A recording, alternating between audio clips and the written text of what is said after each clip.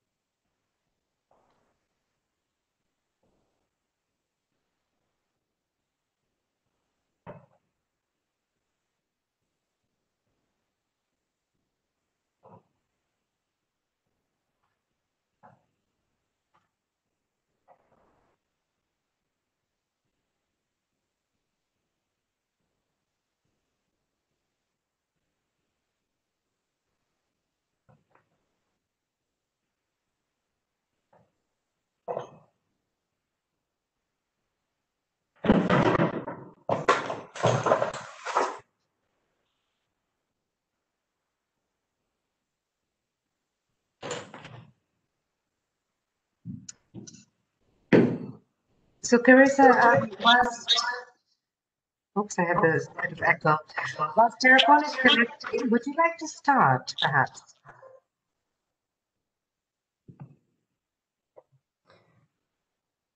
Certainly, thank you so much. Yes, we will. I hope that she will be able to join us shortly. I know these are tough issues. Certainly. So, do we have our participants on? Are we looking good? Yes, so far we have 77 connected. Excellent, excellent. Well, we'd like to, on behalf of the Secretariat and Terraporn from Thailand and myself as our co-facilitators, we would like to welcome you today to our next virtual meeting. We wanted to thank you very much for all of your submissions that you made. There were, I think we ended up with 21 total submissions, or 22 perhaps, on sections B, C, and D. We have gone through them all. We spent a lot of time actually looking through them and making sure that we had a good sense of where your organizations were and how you were looking at those sections. So we want to thank you very much for that. Those submissions are now all available on the website. Nalini, I'm going to ask you to remind me which tab, what the name of the tab that those submissions can be found under. They're under stakeholders. Stakeholders, great. So all 22 submissions are up and available for your review. we want to talk a little bit about what our agenda is going to look like for today. We have a lot to do. It is a 3-hour meeting, which obviously is a long time. But we are going to divide the agenda into 3 parts. The first part will be a discussion on sections B, C, and D based on your input. The second part, we're going to take a 5-minute break after that section. We're hoping that section of B, C, and D will last about an hour and 10 minutes or so. And then we're going to turn to the next part of our agenda, which is the technical briefing on science policy interface, which will be presented by UNEP. And then we will turn to our open discussion on the science policy interface. And we have some guiding questions that we hope you might be interested or willing to provide an answer to get us started. After that, we'll talk a little bit about next steps and where we're headed, and then we will close our meeting for today and look forward to talking to you in a couple of weeks. So with that, Nalini, I think I'll turn it back to you. Do we have a few housekeeping issues? So just perhaps to just reiterate, like we've been doing the other virtual working group, virtual meetings, that we will be recording the session and it will be available on the website. And as Carissa mentioned, the inputs that we received are now available under the stakeholder inputs tab under the virtual working group 2 on governance and mechanisms to support implementation. We have now enabled the option for attendees to see themselves and who's asking for the floor. So hopefully that function will work. And then lastly, if you would like to take the floor, your raise hand function, or you could put in the chat your country name or organization name followed by your first and last name. So that will help to facilitate us to give you the floor. So what I'll be doing is in facilitating this meeting is I'll take the first 3 hands up or the chats that come up, unmute you so you're ready, and those who are unmuted and not speaking, just try and be quiet so that then there's not too much background noise. But we'll see how things go, and perhaps I might do it individually. We'll address it as we go along. I think that's all from me now, so over back to you, Carissa.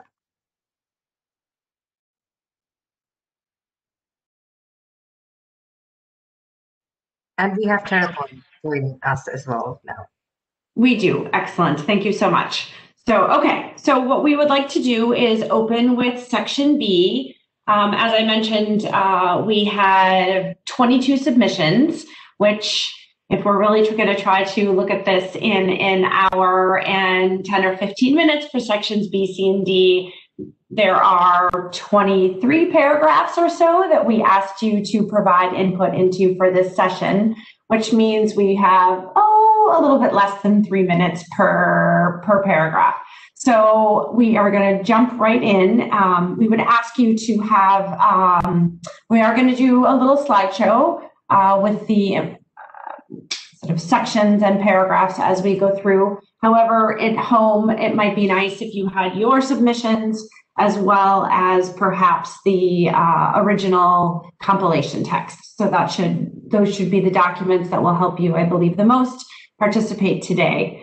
So we are going to be a little bit strict, if I can use that word, today and try to focus very carefully on the areas where we were looking to make progress. So those were 5 out of the 5 paragraphs in section B. I think we had 2 perhaps that we were not going to look at for very long today because they didn't have any areas that needed further discussion at this point. But I want to just point out that this is not, of course, our last opportunity to look at these texts.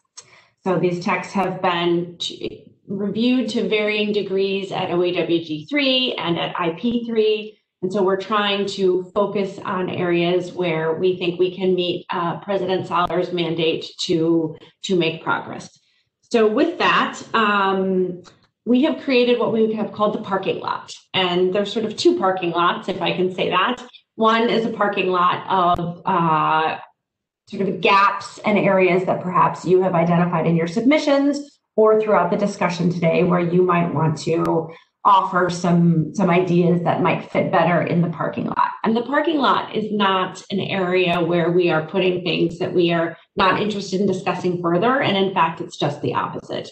The idea of the parking lot is, to the extent that you offered comments on paragraphs that perhaps were unbracketed going into today's discussion, or you identified gaps that are going to need further discussion, we're going to put those ideas in the parking lot. They're good ideas, and they are ideas that we'll need to come back to, but we won't be able in our hour and 15 minutes today on sections B, C, and D to resolve all of those issues. So with that, could I ask you, Mariana, to pull up our slideshow on section B and perhaps just pause on page 1? Because the other thing that we want to talk about a little bit before we start today is the footnotes that we carry into this meeting sort of mentally. And one of those is the idea that we as a group are creating information, recommendations, proposals, thoughts about how to move into IP4 and what we hope, fingers crossed, will someday be an in-person IP4.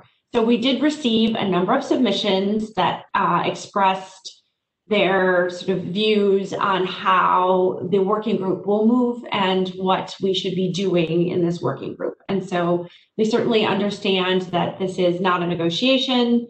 We understand our focus is making progress. We will input our progress as a group into the format that President Soller asks us to do so. And I think at the moment, I'm not even sure what that will be at the end of the day, or how we will move that forward. But the text that came out of IP3 stays as the text that came out of IP3, and we will have our recommendations as a working group to move that forward. However, the best way, I think, to do that is to give them our views collectively on what we think would be progress. So to the extent that you are concerned that there are brackets being removed, et cetera, I would just remind you that what we are forwarding are recommendations, ideas, or proposals how to move it forward upon arrival at IP4.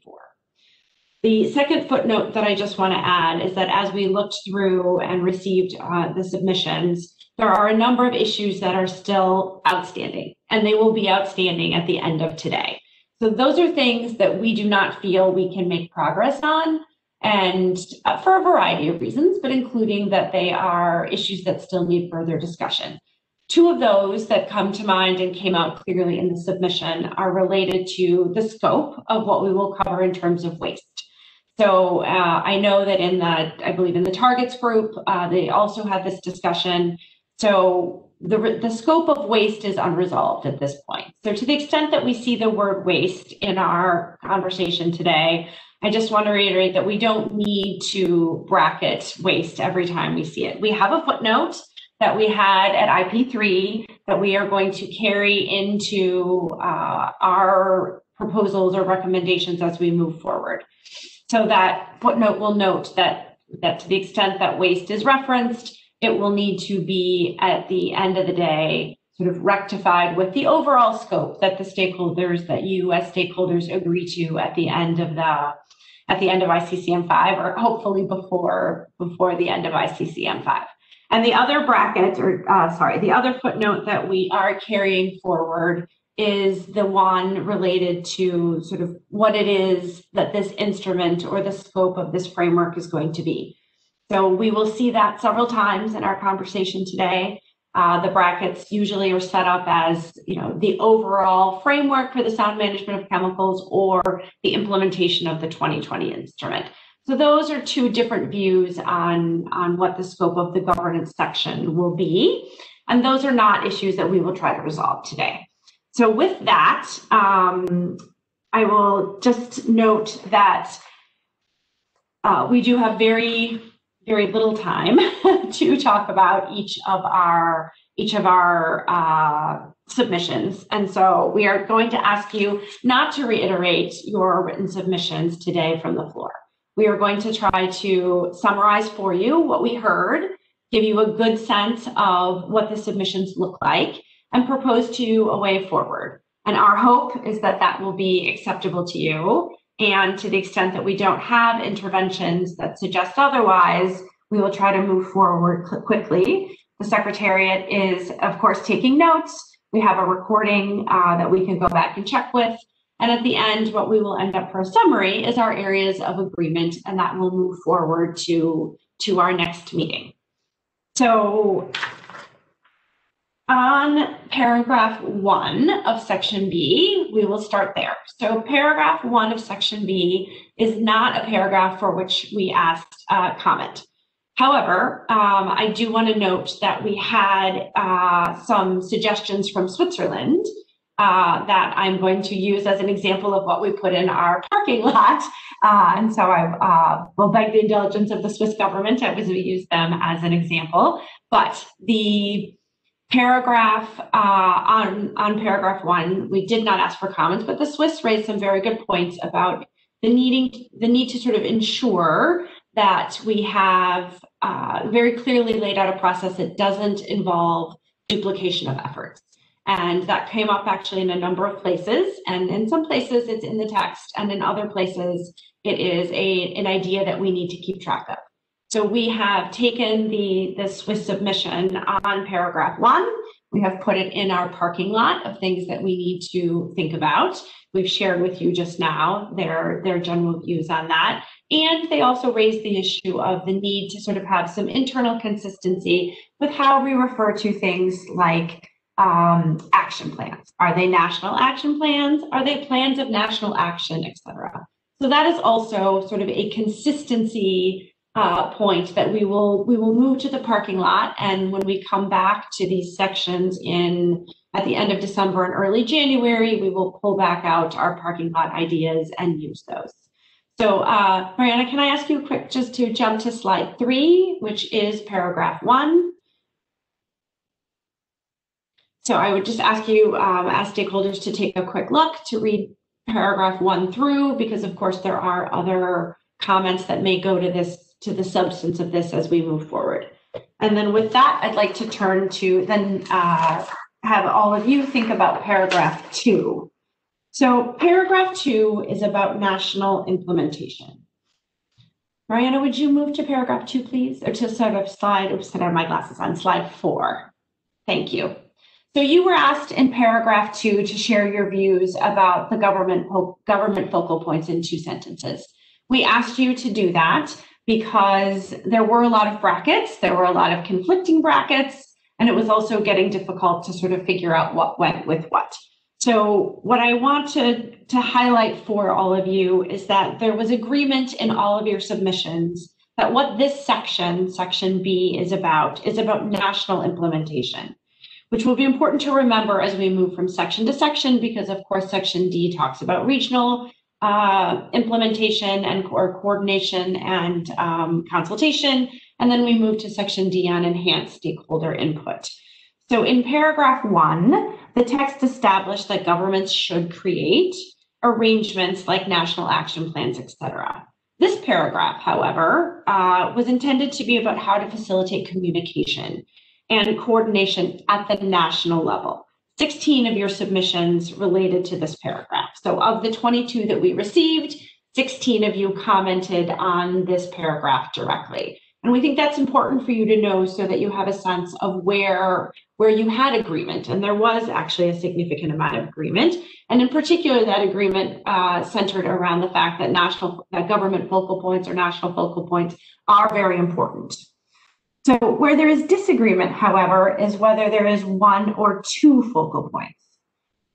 That is a question that we will talk about in a few minutes, but there was agreement that regardless of how many focal points there were, 1 or 2, that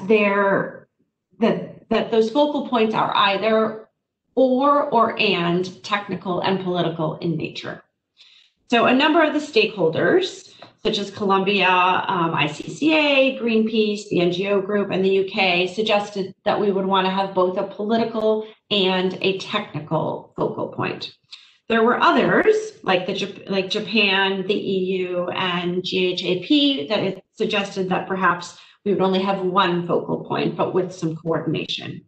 So therefore, you'll see in our next slide in just a minute that we have put brackets not around the idea of the focal point or whether it would be a political or a technical one, but around the idea that they either go together as an and, or they will be one or the other, and that is an or. I suspect we will not end up resolving that particular issue today. And so we will need to, when the formulation comes up, I think that that's perhaps something that we should acknowledge and save the discussion of whether it's a political or a technical or a political and a technical focal point for our next meeting. There's also agreement that the focal points will work at all levels. And by all levels, we mean the international, the regional, and the national levels. So for those stakeholders that would like to think about this, this is a government, a national focal point. So it fits in well with section B. The emphasis, therefore, is on facilitating communication and coordination, with the role of the national focal points being at all of those levels. Not a surprise, there is disagreement about whether we are talking about the cluster, the sound management of chemicals and waste, or whether we're talking about the implementation of this instrument. So those brackets are brackets that we also do not envision resolving today, and we'll move those forward in our recommendations to IP4, I suspect. Finally, there does seem to be general agreement on what the national focal point should do. And those are now, we have consolidated those in a second sentence like they were before. Together, many of you offered better ways to perhaps codify how we might want to discuss those duties, and some suggestions that perhaps something like among other duties, to be clear that what we are presenting in this paragraph is not an exhaustive list. So with that, Mariana, can I ask you to turn to slide 5, please? This is our co-facilitator's attempt to bring together all of your submissions. So as I noted, you will see that we have brackets not around the entire idea of technical and political focal points or how many, but around the and or the or. And we envision that that is something we would come back to at a different date. As you continue down the paragraph, you will see that we have again bracketed the sound management of chemicals and waste and the Beyond 2020 instrument to hold, you know, in a safe harbor, if I can say that, the two positions that have been expressed.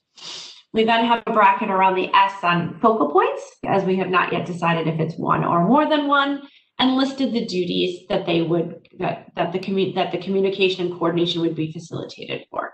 They would attend meetings, disseminate information, develop a network or a mechanism to coordinate national views, and be representative of the country's interministerial or interinstitutional arrangements where such arrangements exist. So I think what I'd like to do is just take a minute, ask you to quickly look through this, and then to the extent that you find that we have done a good job or you are comfortable that we have preserved the issues that seemed not able to be resolved at today's meeting, but that we have limited the brackets and put together a paragraph that is perhaps easier to read, we would ask you not to intervene.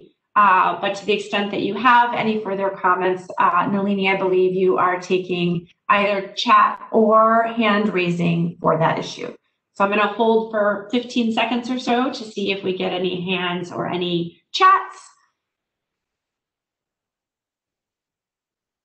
And I'll look to the Secretariat to let us know.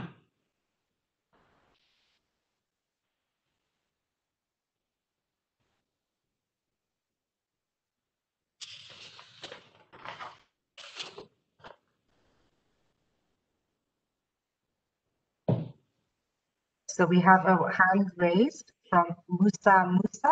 I'm going to unmute. Musa, you have the floor, Musa. Thank you very much.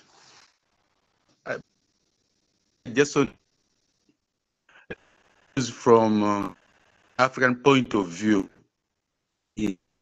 to the focal points. Maybe focal point, but the problem is when it comes to implementation, we should also put in mind that we have NGOs or CSOs. Now, the technical focal point might rely more government point of view, but I wish also we could have maybe a private or a focal point that focus on other from those civil society organization or NGOs or CBO, so that the national level they exchange views so that they come up with a clear picture of what's going on technical. The technical might go with the views. That's where the problem comes in. So when you come in with the government, you might find that the government overlaps the views of the private sectors. So my view was, if the technical personnel can include also another aspect of two technical persons, one focusing on the private, focusing on the government sector. Thank you. That's my contribution. Thank you. May I just ask one quick clarifying question? Are you suggesting that the government would have two focal points, one to represent the government and one to represent the stakeholders?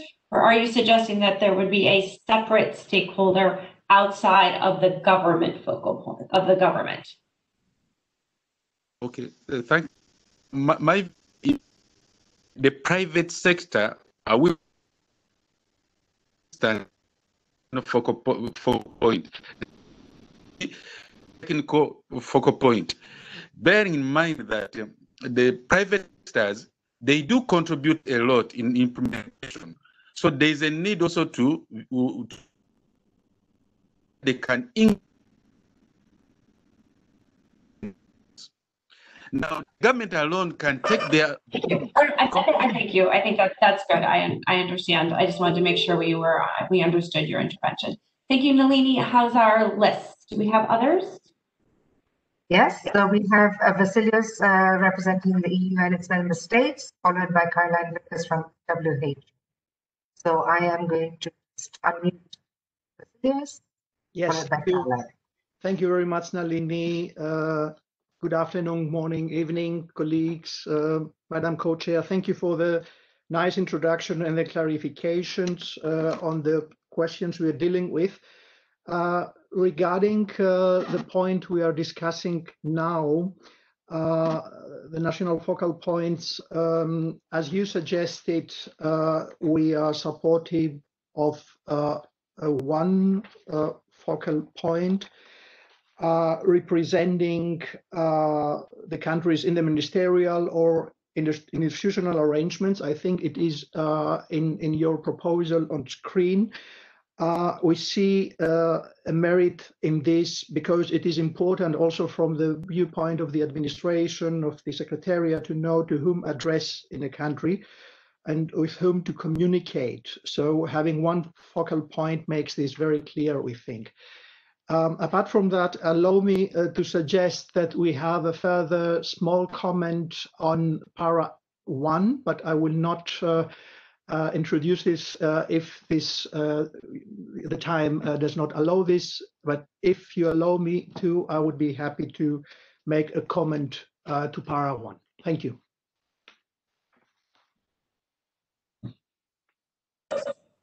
Thank you. I think if it's all right, if we can come back to para 1 at the end. I think we're going to try to get through our requested paragraphs first, and then we of course can come back as you would like. Caroline Vickers next. Yes, thank you very much. We noted that the wording relating to arrangements with other ministries is very similar to the current text. It says representative of the country's interministerial or institutional arrangements where such arrangements exist. And the feedback that we've had from health ministries is that this hasn't been sufficient to encourage proactive, including informal reaching out to other sectors. So we would like to see explicit mention of reaching out to other sectors in the text that refers to the national views, coordinating national views. We think that would be very helpful. Thank you.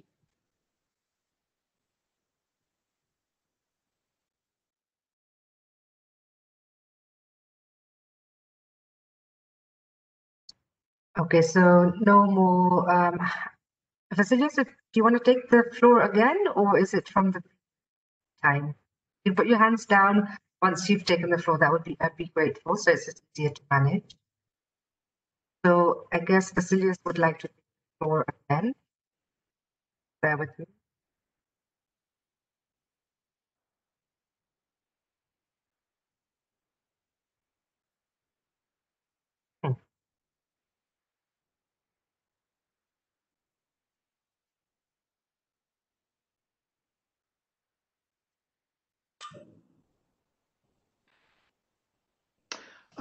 Nalini, thank you. I'm sorry. I don't see any way to put my hand down. I don't want to have it raised. I put it on the chat right now. Apologies. I don't know how this can be improved, but obviously I cannot take it back that easy. So your advice would be very valuable. Thank you. Okay, perhaps I can ask Alex if he can just tell us how that it's done. Alex?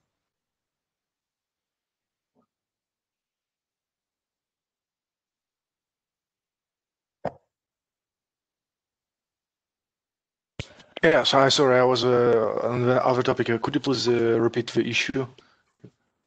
If you could please just guide the attendees on how to, when they raise their hand, how to bring it back down. Well, effectively, you just have to click one more time on the same button that you used to raise the hand. Once. If you double click by accident, I suppose the program will just treat it as another raised hand. Okay, hopefully, Vasilius, if you can try and follow that, that would be great. Next on my list is Samantha from the UK. Sorry, just bear with me for a minute, Samantha. I will just.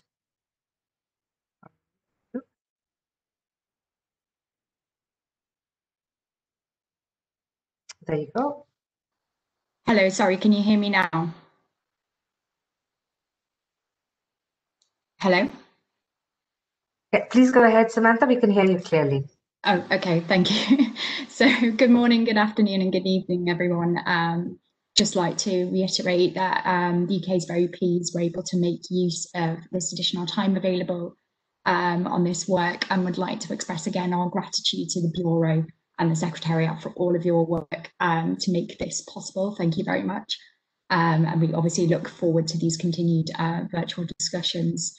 So on this paragraph, we would like governments really to designate a network of stakeholders that represent the multi-stakeholder nature of this framework, just to improve the engagement of our key sections, including industry and academia. And, you know, on that point, we agree with the intervention from the WHO that more emphasis really here is needed on the national focal points working to form this multi-stakeholder network, given the, as I say, the multi-sectoral and multi-stakeholder nature of this framework.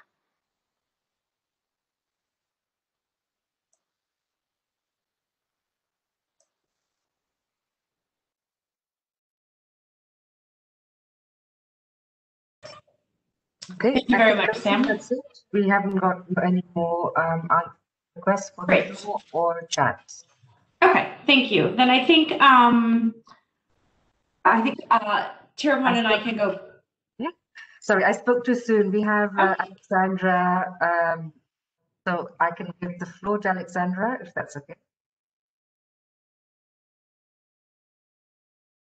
Thank you for you. Okay, thank you very much for giving me the floor. I was a bit late. So yeah, I would like to, it's more a question. I would like to know where in the document the other focal points are being mentioned. So we have the national focal points, and then we have other stakeholders that can be focal points at the moment in the existing SciChem. So we think that this should be kept in any case, and I think this needs to be included somewhere. And furthermore, we also think that on a national implementation, also like multi-stakeholder committees should be involved in the dissemination and also in other activities. So we think that this can be also reflected here in this paragraph 2. For instance, by saying national focal points should blah, blah, and then work with multi-stakeholder committees on national level or something like that. Okay, thank you very much. I do think some of these, I remember one of the things we are trying to do is sort of bring together the views that we have already on the table. So Tirupon and I will take back these ideas and look at them as we move them forward. I think what I am hearing, however, there is a general agreement that we are headed in the right direction. As expected, there is some disagreement about the number of focal points. I don't think that we have had a discussion or that the text going in today really envisioned an extra focal point from the private sector in this particular piece. This is about the national focal points, but I think the point has been raised and we can put that into our parking lot of ideas. And then it sounds like between the WHO and the UK's and perhaps also your comments, Alexandra, there's the overall sentiment that I'm taking from there is that we do want to have reference to the sort of multi-sectoral and multi-stakeholder nature of the instrument. But this is, I believe, that the intention really here was to focus on the government side on how to coordinate those views. So I think what is missing, however, is this multi-stakeholder sentiment that I hear folks don't feel is represented in the text that we brought in from the original paragraph on interministerial or interinstitutional arrangements. So we will take note on that and come back, but we appreciate all of the comments. And with that, we would like to move, please, to paragraph 3. Mariana, could I ask you to please move the slide forward 1? Thank you. So this, we went into this paragraph this morning, well, this morning for me, I should say, or perhaps afternoon and evening for some of you, with one single bracket. And we are really going to focus our attention on just this one bracket. We received 16 submissions.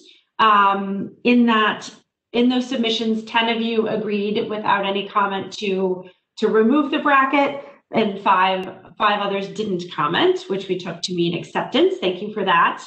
Of those that supported lifting the brackets, we had 2 commentators that suggested either some editorial suggestions or a new addition, which we are going to kindly ask to move on from.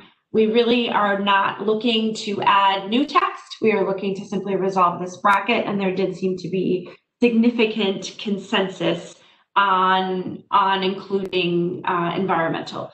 So with all of your acceptances of the proposal, we believe that we have made the maximum amount of progress on this paragraph, and would like to ask those of you that did have new text that you wanted to be added, or the one stakeholder that added new text, we would appreciate your willingness to go with the group on this one, and would hope that we could leave this paragraph now as is. You'll see in purple on your screen what the addition to the existing paragraph would be. And so I think I'll just wait 15 seconds if we can, Nalini, just to make sure that that works. Carissa, you know, when you switched to paragraph 3, Augustine Hart from Argentina had asked for the floor. I think it's on paragraph 2. So I don't know if you want to come back to that later, or if you would like for him to take. Sure. Why don't we close this and then go back to that quickly and then move on, if that works.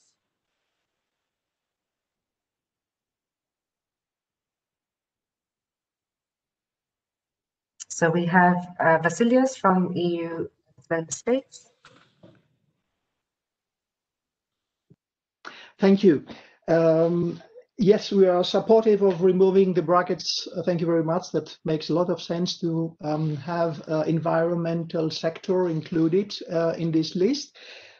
If there is something missing, and you mentioned the gaps at the beginning, that this would be the aspect of the governments who would be required to establish such arrangements in order to ensure that the implementation takes place. So this power, that's a remark. We think that it would make sense to incorporate the aspect of governments in this. Thank you.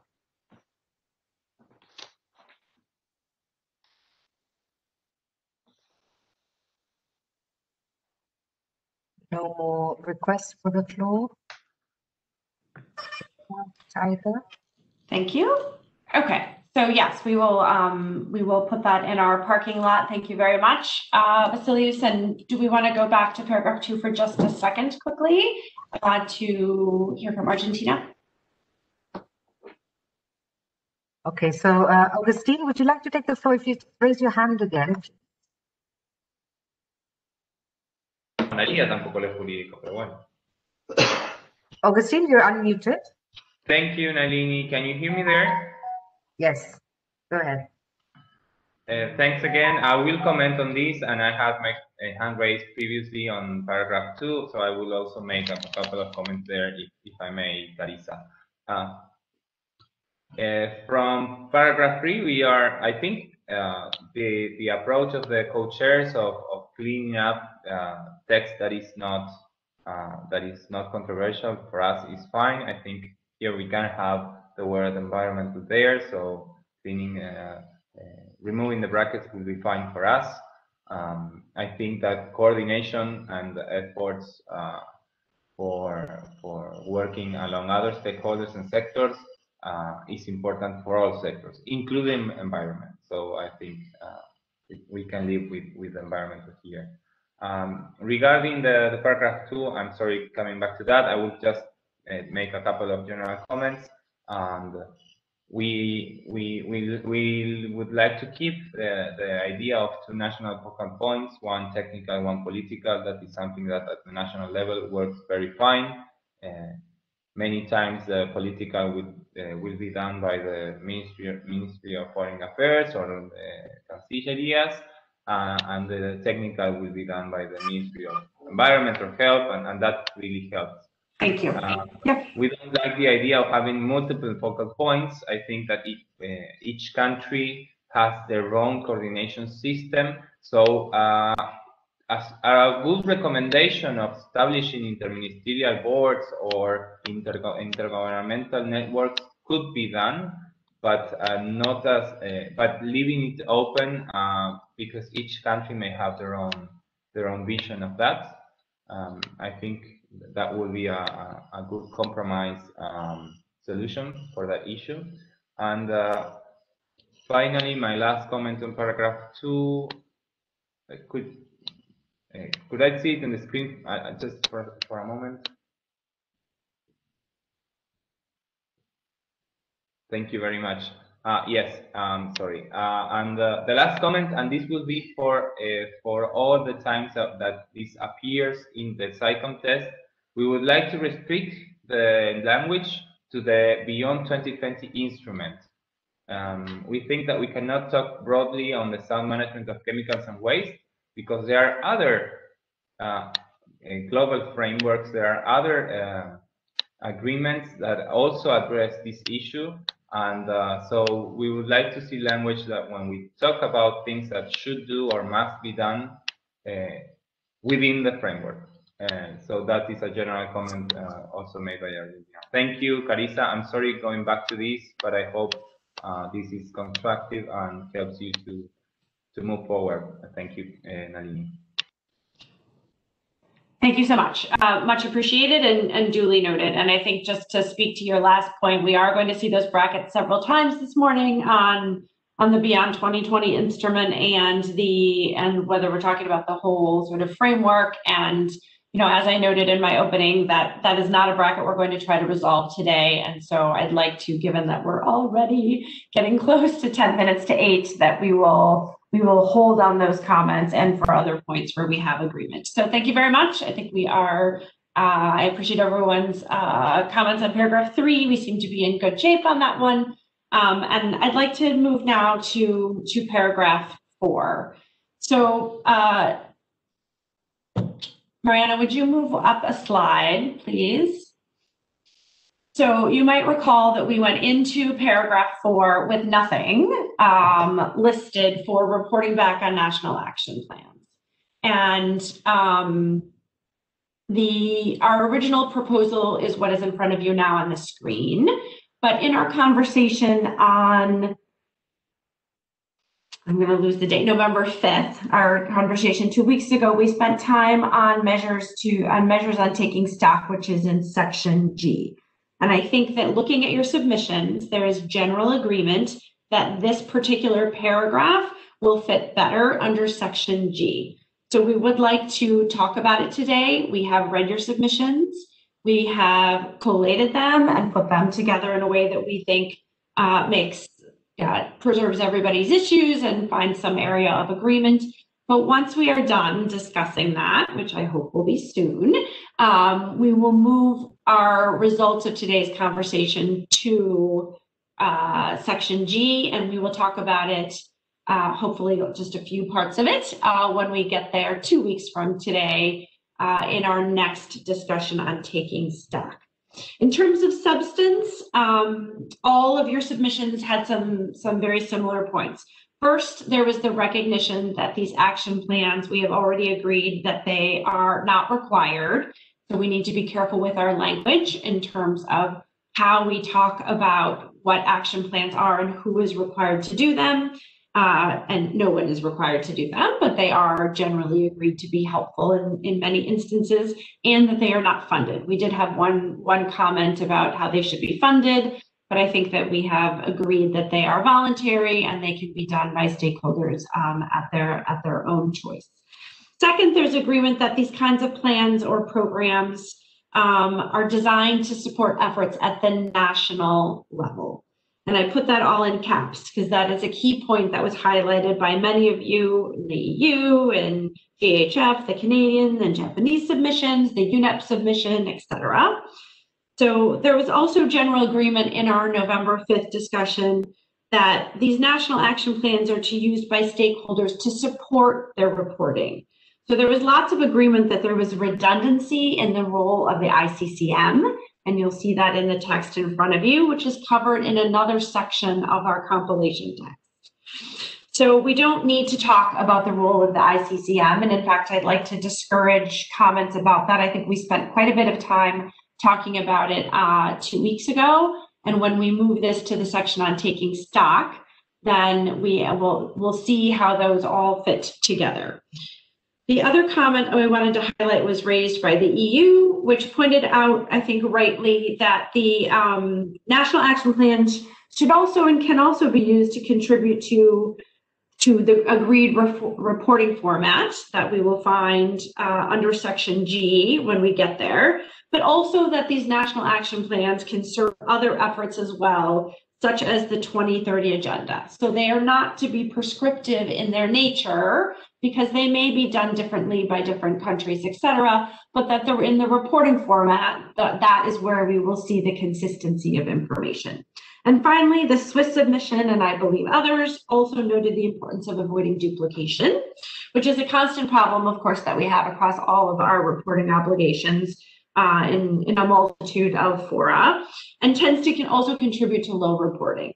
So one of the things that we really wanted to highlight here was the need to avoid that kind of duplicative reporting.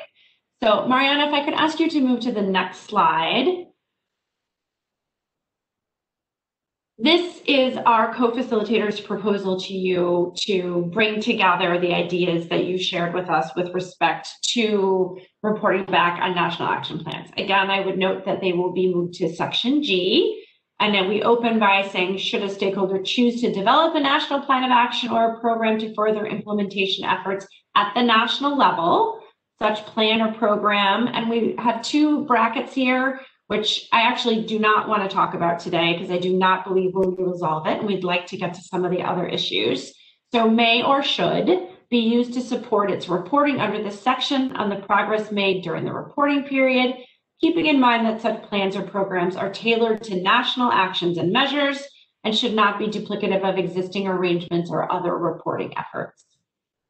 So again, I'm hopeful that you will not repeat your interventions that you made in your written submissions. We have tried to analyze those, and we would ask if you feel that we have accurately captured the sentiments of what we want these national action plans to support and to be used for, then we would ask you not to intervene. If you have a point you would like to raise specific to this text, I would ask you to alert the Secretariat through the chat box or the raise of hands. Nalini, may I turn to you and see what we have?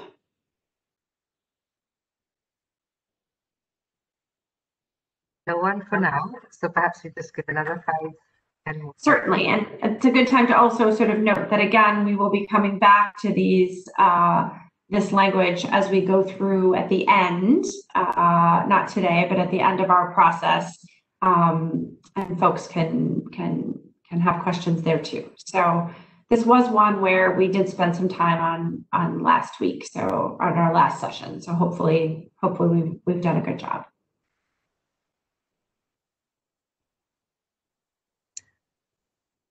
So no one's asking for the floor. Great, thank you so much. We appreciate your. I spoke too soon. So we have Andrew Clark from the US and then Alexandra Cachabal. Okay, I'll give Andrew the floor. Thank you. Hi, thank you, Nalini, and thank you, Krista and Dearborn for convening us this morning. This is just a small point, but I think it's something that we could maybe think about and come back to a bit later. But just notice that there are a few times throughout the text, and here's a good example where maybe we need to be more careful with our wording, where we're saying, country or government or stakeholder. Just noting that here, for example, we say reference a stakeholder developing a national plan of action, which maybe doesn't quite, maybe that should be more specific. That would be a government doing that. So I just want to kind of note that as something maybe we could do in like a later cleanup or legal scrub or something like that. Thank you.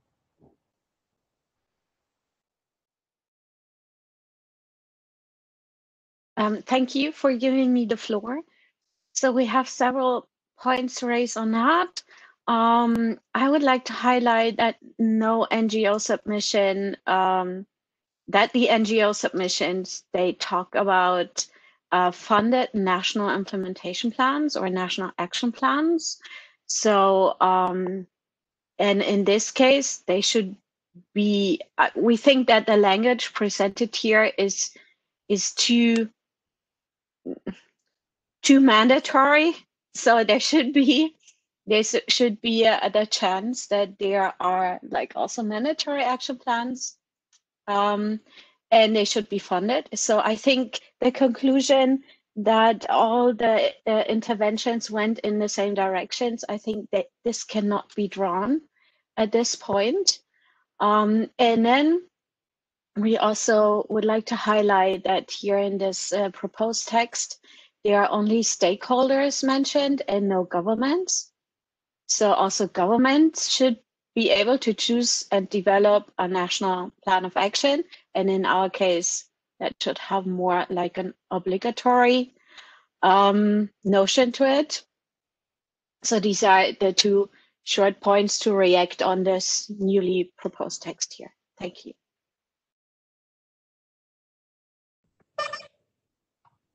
Thank you. Let's just quickly, I think the US does raise a good point. We are in the national section. So my assumption is that the last time this text, this sort of section was looked at was OEWG 3, and it was in a group that, or it was discussed, I believe, at IP4, but in terms of text, I believe this came from OEWG 3. And the assumption was that it was under the national section. So I think the US does raise a very good point that this is likely to be a government function. So we will look at that. And I guess, Alexandra, just to go to your point, I think just we're now moving into IP4, and I do think in previous sessions of the IP process and at OEWG3, there's general agreement that these action plans are not mandatory and that they therefore are not funded. So we can come back to that, but I think just going to how we opened, we are looking to try to move forward on text where there is agreement, and we're trying not to reopen issues that have already been addressed. So we will go back and check our notes. Nalini has very good notes from OEWG3 and also from IP3, and we will check that. But I believe that actually the sentiment in the room and the sort of general agreement moving forward with respect to government action plans is that they are voluntary, and that they are, that to the extent that there is capacity building funding, that's something different, but that the agreement itself will not be calling for funding of action plans. So we'll take note of your points. We'll go back and double check the record on that, and can return to that issue next time. With that, I think if we can move on to paragraph 5. Nalini, are there others? Yes, so we have Vasilios from EU and its member states, Samantha Ross from the UK, followed by Jacqueline Alvarez from the US. So we have 3 more interventions. Okay, so obviously we will turn to those. I will just note that to the extent that you are in agreement, we would ask you please to not intervene. We are going to get very short on time already. So I'm happy to give the floor to the first on your list, and I've already forgotten who that is. Vasilios, you have the floor. Thank you.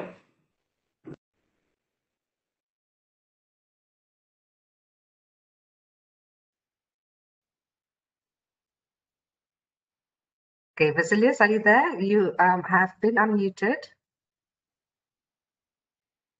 Okay, if not, then we can move to Samantha. Samantha, you have the floor. Hi, so the UK we would just like to ask for clarification on the text presented here on the difference between a national action plan versus a programme. For instance, would this be a written piece, or yeah, that would be good to have some clarification on that. Thank you. Jacqueline, you have the floor. Yes, thank you very much, and good afternoon or good morning or good night to some of you. UNEP has three comments here. One is in relation to how the text is drafted, and it looks like the plans or the programs' main objective is to support reporting. And in reality, plans or programs really need to be supporting implementation of the new framework in our consideration. So though it might be implicit somehow in this, it doesn't feel correct that it is just for a reporting purpose and not for implementation, though reporting and implementation are together. The second part, and we understand the US comment on this is the section for national plans, but we also think that stakeholders' plans are part of what was discussed and the spirit of the open-ended and also of the IP3 in particular. And my last point is in relation to the indicators. This is one of the areas where we really need to connect with the indicators where that it's being done as well, because there are some reference to action plans somehow. So that's part of I think the housekeeping things that will need to be happening afterwards, but anything here cannot contradict what the other groups is doing or vice versa. Thank you so much. So Vasilios, maybe one more try. I've unmuted you.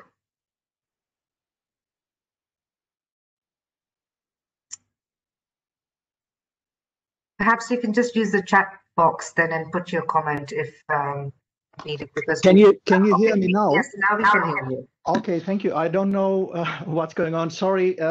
Very short. We think that we would see more emphasis on the governments and their commitment here. We think that it is needed.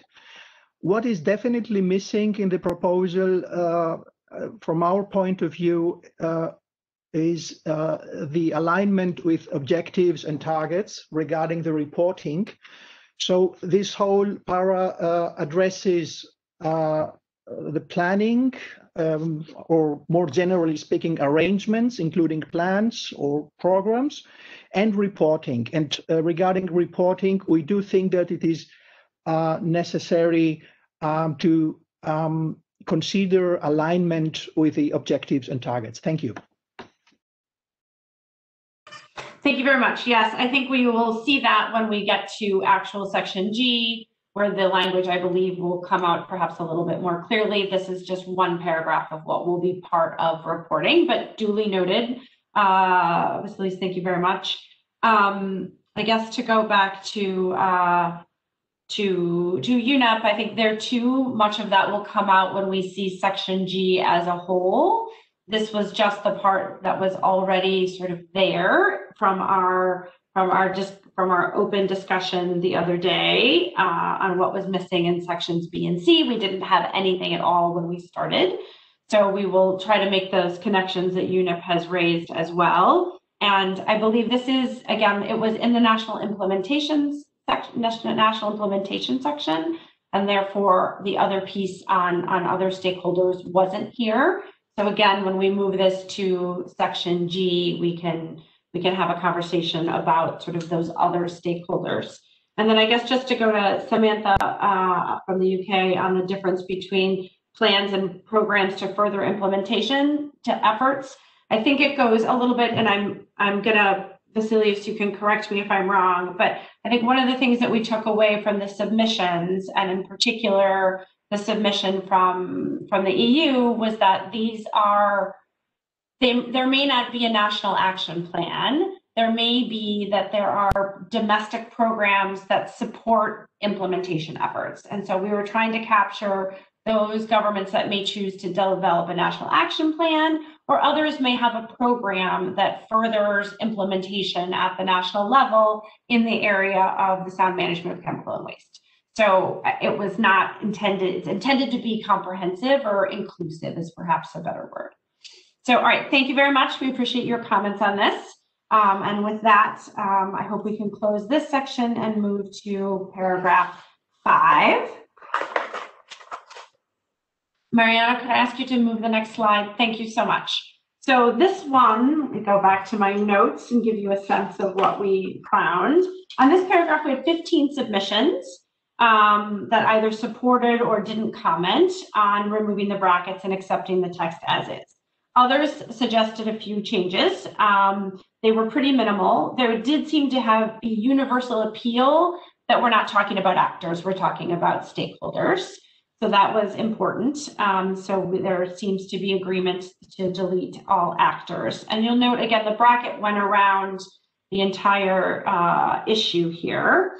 So there was also one suggestion to add needed or necessary in front of actions. And then there was also the idea of, what are we promoting, or are we ensuring the actions of other stakeholders? I think needed, as we looked through the comments, there was some concern about who would decide what was needed. And our assumption is that there will be an agreement at ICCM 5 about what is needed, and that the objectives and targets will go to that. So we would prefer to not introduce the comment of needed or necessary in this particular paragraph. And then there was also the idea of bringing in the strategic objectives and not just limiting it to the targets. So you'll see in the original paragraph, which is above the one in purple, it talked about the implementation of targets, but I believe that the way we are all starting to talk about the targets is that they are linked, obviously, to the strategic objectives. And finally, there was one comment that went to the idea of national implementation. And the point, which I think is actually a good one, and it will continue into our discussion on section C, is that the subnational level is subsumed in the national level. So that was something that I think makes a lot of sense. We will see it when we get to section C about region and interregion and subregion, et cetera. But there was general consensus in the submissions that spoke to this that national would cover, by definition, the subnational level. So when we looked and put all of your comments together, we came up with all stakeholders should undertake actions to, and then brackets around ensure versus promote, progress on the implementation of the strategic objectives and targets at the national level. So we would like to open the floor for comments on this. Again, I would hope that we are able to leave in brackets the ensure versus promote, because I'm not sure that we will be able to resolve that today. But I hope that we have otherwise managed to capture your views. So Carissa, I think I have Andrew, Alexandra, and Vasilios. Now Andrew's just come off. I think that's from the previous paragraph. So let's see if there are any. And okay, so no one for now.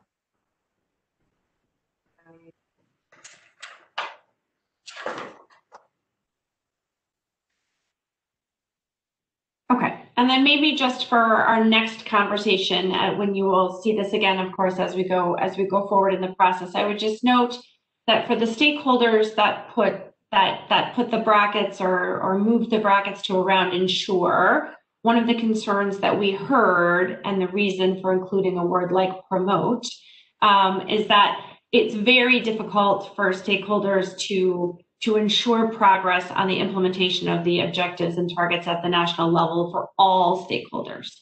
So I think that was the difficulty there. We're in the national implementation section. And so the idea here would be you can really only ensure what you yourself can manage. So I don't want to open the discussion on that. I just want to flag that as you think about this for our next session, that the ensure versus promote goes to that issue. So thank you very much. I think with that will close our discussion on section B. I do think we've made quite a bit of progress in some terms of the brackets that were there. And I would like to move very quickly to section C and see if we can sort of move forward in our cooperative spirit that everybody seems inclined to offer. So section C, Section C's original title was Regional and Sectoral Cooperation and Coordination. At IP3, in a group that was not the group that I was in, and so I can't speak to exactly what the discussion was, but there were the additions of international and sub-regional, and those terms were added throughout the text. So I'd like to treat all of the paragraphs in section C in a consistent manner and in a single section. And to that, if you'll indulge me for a minute, I'd like to summarize some of the points that go to the issues that are in brackets. First, Japan, Canada, and Colombia have noted that the importance of section C is that it is not about national or country actions. The national and the country actions were taken in section B. So as we start to look through this text, you will notice that there are two uses of the term countries in paragraph 1 and in paragraph 4.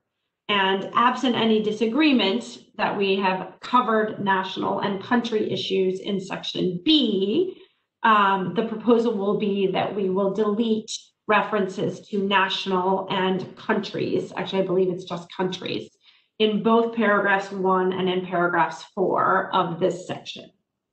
The other point that a number of the submissions raised is the definition of region and regional. And that Japan in particular, I thought quite eloquently in its submission noted that regional is the broader term, and that would by definition, much like national covers countries, etc., and subnational, that regional would cover by definition, sub-regional and interregional, which also seemed to be, to Terapan and I, a very good point and would actually help us resolve a number of the brackets that appear in section C. So before we go forward, I think it would be good to see, perhaps by a raise of hands, if there's any disagreement with the idea that section C is not about countries, and if there's any disagreement with the idea that regional is inclusive of sub-regional or interregional. So if I can, before we actually look at the text, if we can open up the floor, if you agree with those two statements, then again, I would beg you not to take the floor in the interest of time. But if there is if there are other issues with respect to those 2 points, then I would ask you to raise your hand or put your name in the chat box to delete.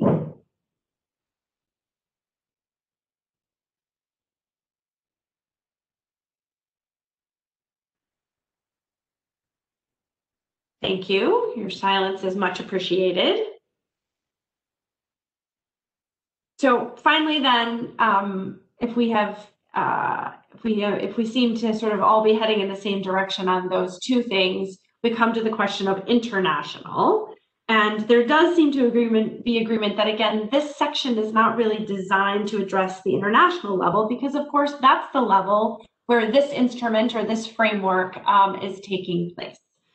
So one of the submissions suggested that perhaps actually,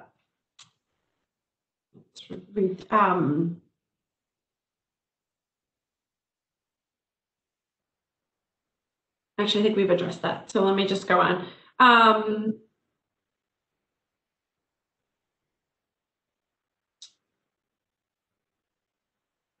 Yes, sorry. So there was agreement with that this international focus is in the instrument. There was one submission that did note that perhaps these are paragraphs that, in particular, the first 3 paragraphs are not needed because they are not operational. But just looking at the range of comments that we received and the importance that a number of these submissions placed on seeing the regional cooperation, I think that perhaps we could put that idea of whether the language is operationalized enough into the parking lot and perhaps come back to that. So with that, I'd like to move to the next slide.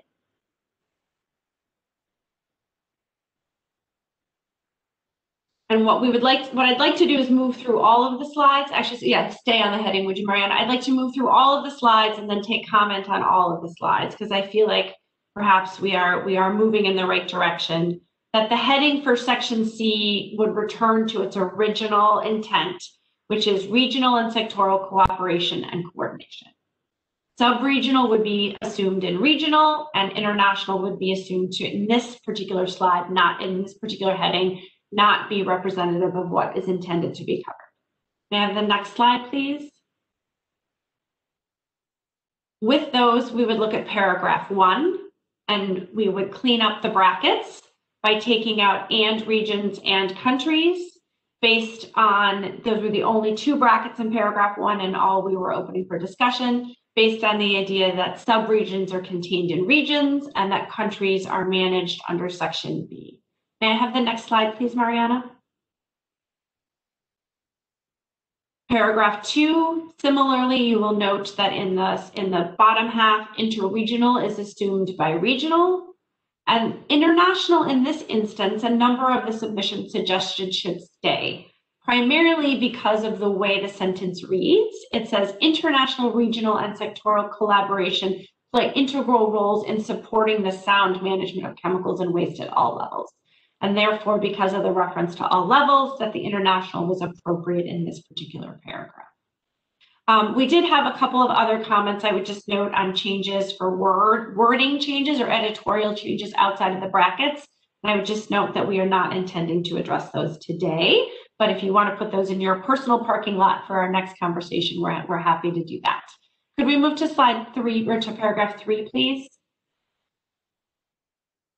Thank you so much. Again, this one, there was only one bracket. It was related to international. And again, for the reasons that in paragraph 2, the idea that international would stay here because it says international and regional meetings and coordination mechanisms play an important role for the regions. And so there it made sense as well in your views to retain international in this case. Maybe move to paragraph 4. Again, Same as paragraph 1, we would delete subregions in the idea that it's encompassed in regions, and we would delete and countries because this section does not speak to countries. It speaks to regional and sectoral coordination and cooperation. And then paragraph 5, we did not request input on paragraph 5. It was unbracketed going in. So if we could go back to slide, the first one, slide 2 at the heading. I'd like to quickly go through again and just ask if we can go ahead and move forward with this section heading. Again, and we'll give it about 15 seconds to see if anyone has any comments.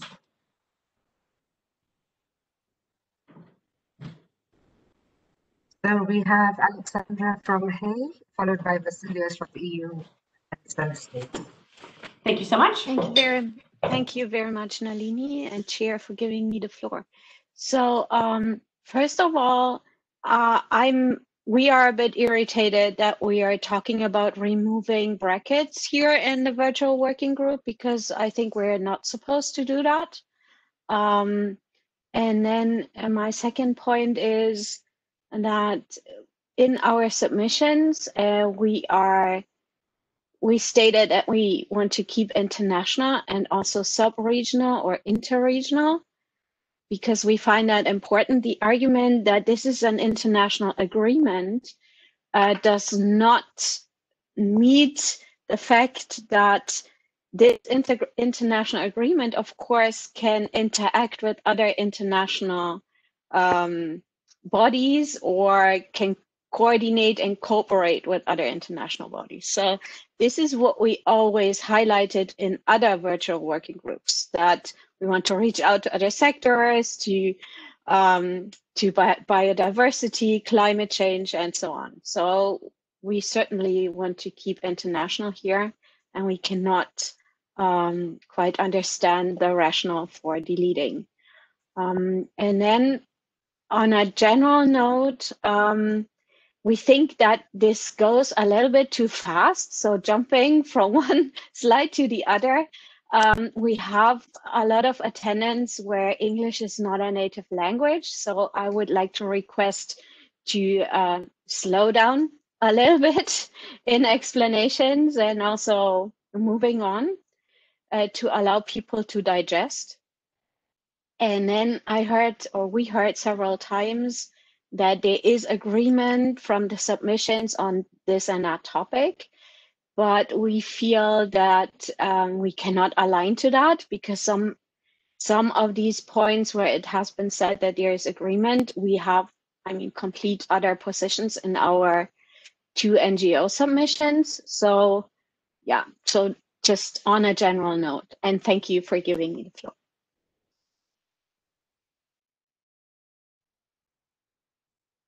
Vasilios, followed by Victoria Tunstall from Canada. Yes, thank you very much. I think we need to understand also the rationale from removing international from the heading. We would have more sympathy for keeping it, but perhaps we haven't understood well the reasons for not doing so.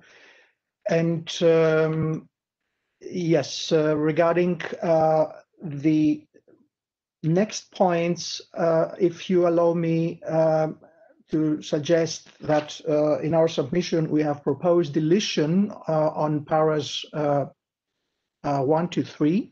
So I will not come back to these later when you open the floor for this. The reason is that we do think that these texts, the way they read right now, they are statements. They are not real operational texts. They are statements on national priorities, on relevance of regional and sectoral collaboration, statements on regional coordination and meetings.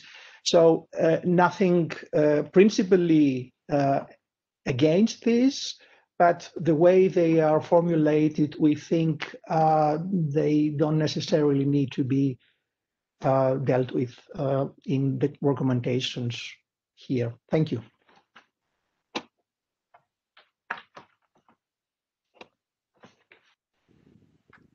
Victoria? Hi, can everyone hear me? Yes, please go ahead. Okay, great. I think we had proposed that international be removed here. And the reason is that this section of the text was intended to deal specifically with regional cooperation coordination. This is an important component of SACEM. The regional, it's not only an important but also an official component of SACEM, where we have a bureau that is composed of representatives from the regions and from the sectors as well. And so we felt that adding international sort of dilutes that focus on international and the on regional and the important regional component to SACEM.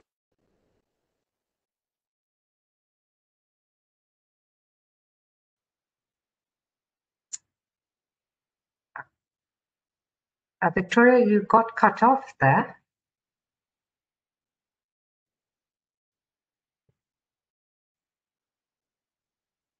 Sorry, Victoria, you got cut off. I don't know if you want to try again.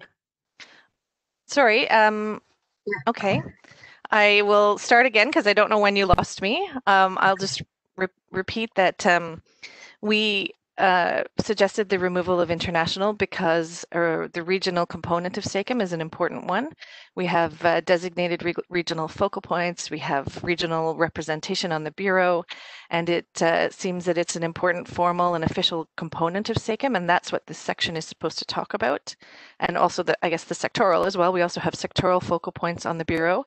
And we felt that adding international sort of confuses this and perhaps dilutes the importance of the regional component to SACEM.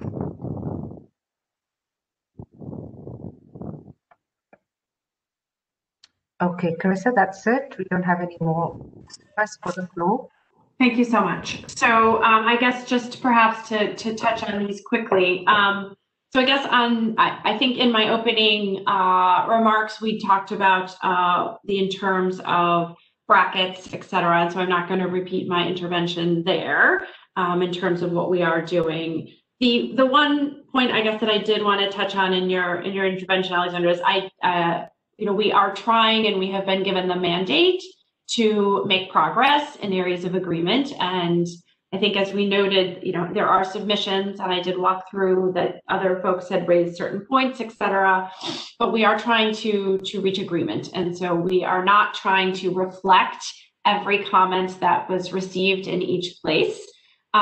So, I hear you, suggesting that your written comments say different things in different places, but our job as the co-facilitators is to look to the areas of agreement and try to move those forward. And that's what we're trying to do. We are hoping that we are not going to find ourselves in a position where we can't make progress because everyone in their written submissions had a specific suggestion. So I would like to go back. I think you heard the EU sort of express a willingness to understand maybe why international might not fit here. I think you just heard an intervention from Canada that makes the case that this is focused on regional and sectoral cooperation, and therefore that adding the international in this particular section takes away from that. And that goes perhaps also to the NGO comment in the beginning, where I don't think that the interlinkages necessarily with the Biodiversity Convention and other places that this is necessarily where that comes in most effectively. And what I would argue actually is that in section D, where we're looking at enhanced cooperation and enhanced engagement, speaks to the relationship with, for example, the IOMC organizations and other organizations and the interaction among all stakeholders. So I think I want to be clear that we need that the word international is not going to bring all of that in this particular section. So Nalini, if we could move forward, we will. I think we did take note on what we heard, and we will do our best to reflect that as we move forward. But in the next slide, we looked at paragraph 1.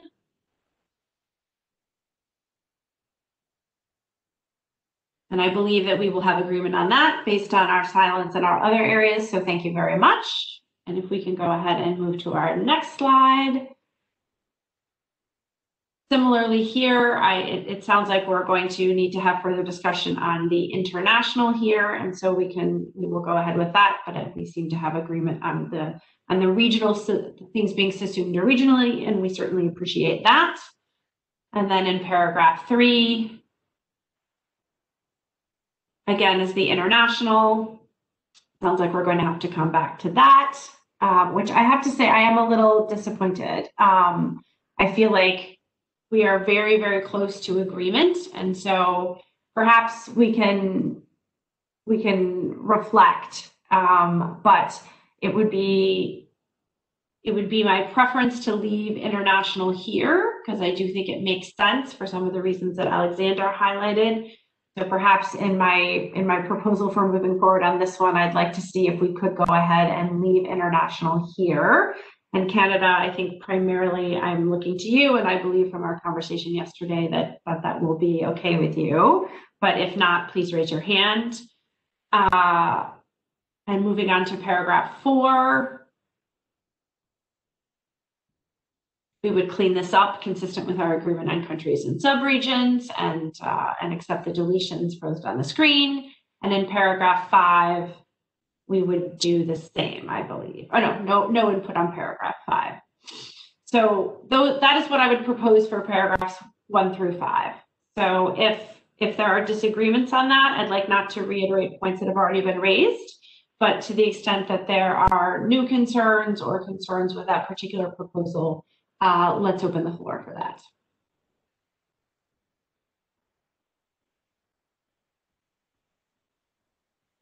Okay, so we have Victoria, and who has the floor from Canada.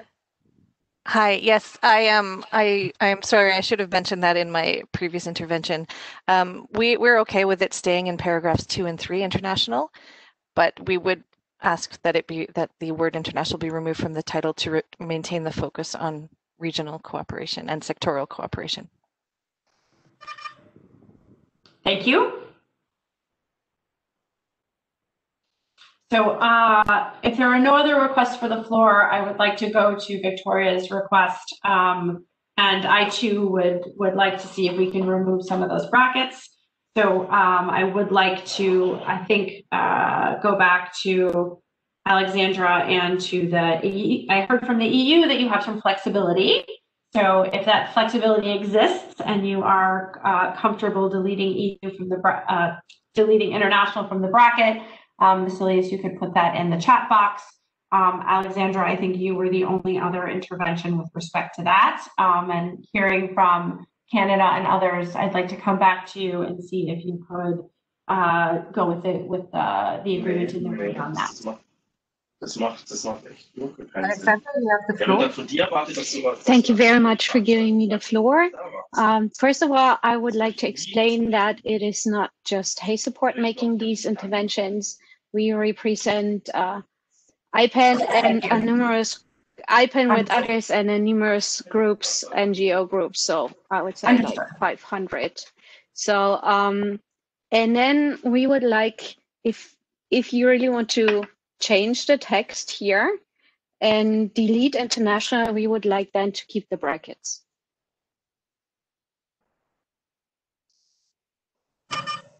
I think those are inconsistent. So I think what you're saying is you are not in agreement with removing the brackets. Is that correct?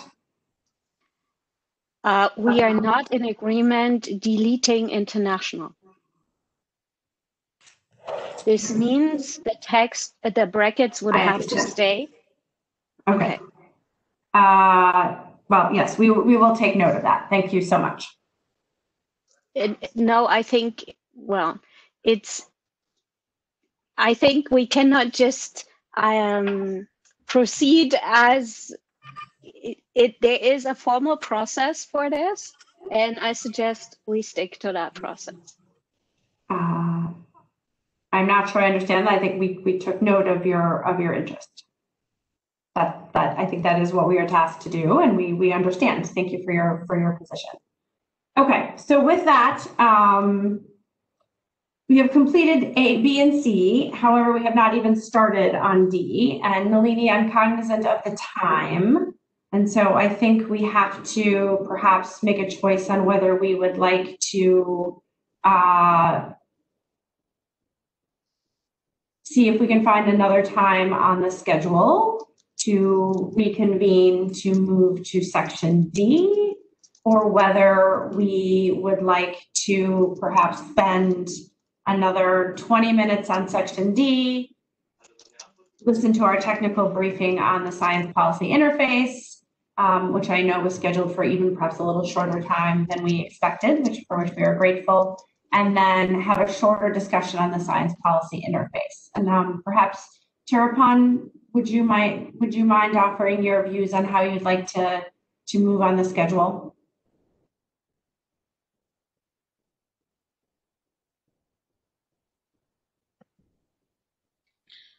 All right, Carissa. I think maybe we should spend more time on section D, and then after that we start the technical briefing, and then maybe short discussion, and we may have to open the electronic input for the electronic input after that. What do you think? I think that sounds like an excellent suggestion. So let's do that. Let's do that. So with that, we will beg the indulgence of our panelists who were planning to present the technical input, planning to present the science policy interface at 8:20. So if you could give us perhaps 20 more minutes, we're going to try to take a stab at section D. Mariana, would you bring up section D for us? Thank you so much. So on section D, just a reminder that this is a section that we considered extensively at IP3. It was heavily negotiated. We have just a few outstanding brackets. Some of those brackets, as we've already discussed, will not be resolved today. And they may not even be resolved at our next meeting, but we'll see. And for those brackets, we're not going to spend time on that. We will identify them for you and move forward. And like the previous sections, we are going to focus on the views that were requested and that are responsive to the remaining issues in the existing language. And in our sort of continuation of our collaborative spirit, we're going to try to work together to make progress. And again, we will use sort of the silent procedure that the Bureau has been talking about in other places, that if you are generally in agreement, or if you can find your way to agreement with respect to the proposals at hand, we would ask you not to intervene or provide information in the chat box, and we will look forward to doing our best to clean up the text going forward. So with that, in section and paragraph 1, if we could move to that, Mariana, the next slide is paragraph 1. We had a single bracket around and commitment. We had 15 submissions in this bracket. All but one of those submissions supported deleting the bracket, and the Secretariat graciously reached out to that stakeholder, and that stakeholder has agreed to graciously agreed to join the will of the group. So we did have one stakeholder who also asked to put voluntary in front of commitment. However, I think there is, in our view as co-facilitators, we think there's already agreement that this is a voluntary instrument. And so we would prefer not to do that at this time, given that it would also be true for all of the other areas of the text. There was also a suggestion to include a list of stakeholders in this paragraph. And for, right now, given that we walked into this paragraph with just one bracket, and we did have extensive negotiations at IP3, we're going to not open additional language in this paragraph. And if there are things that you feel strongly about, we would ask you to put that in your sort of personal parking lot and carry that forward to our next meeting. So the proposal here would be to accept and commitment and to remove the brackets from this paragraph.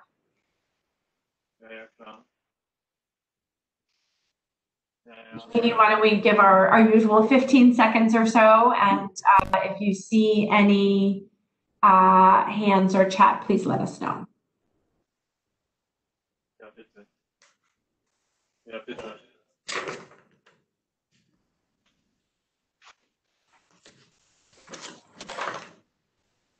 Looks good?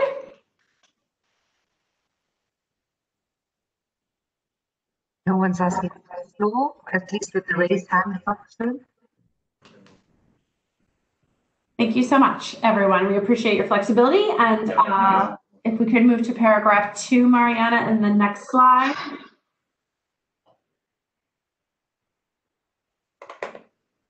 So this one was a little bit more difficult in that it has a number of series of brackets in them. So I'd like to take them one by one in terms of brackets and then come back to a proposal for an overall paragraph.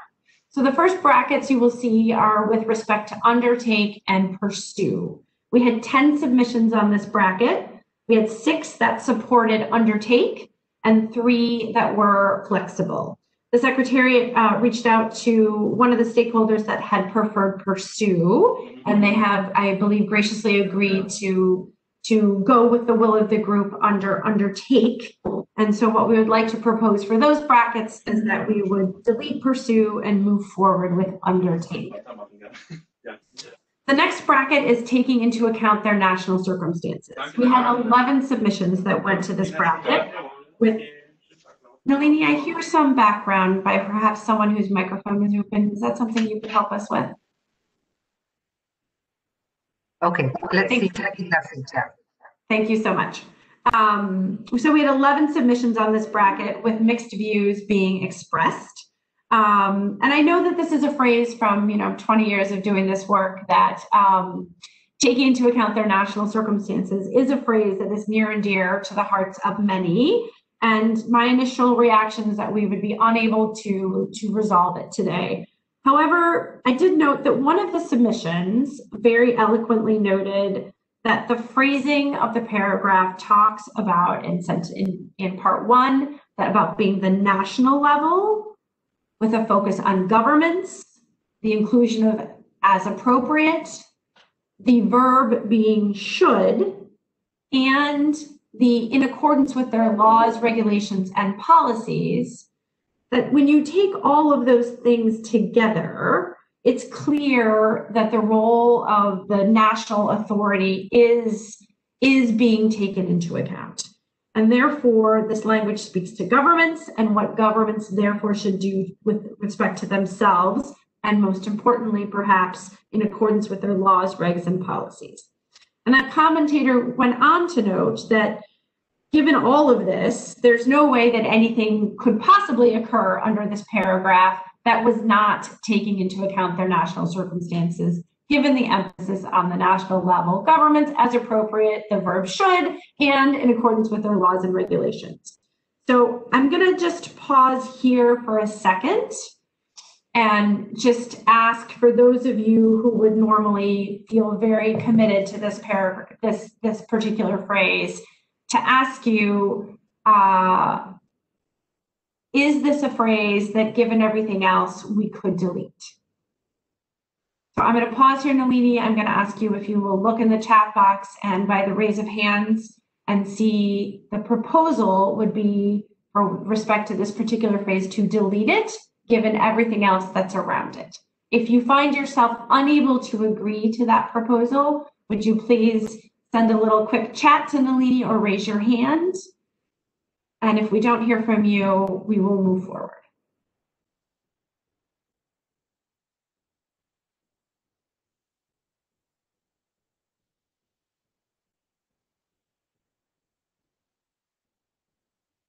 Yes. So we have Olga.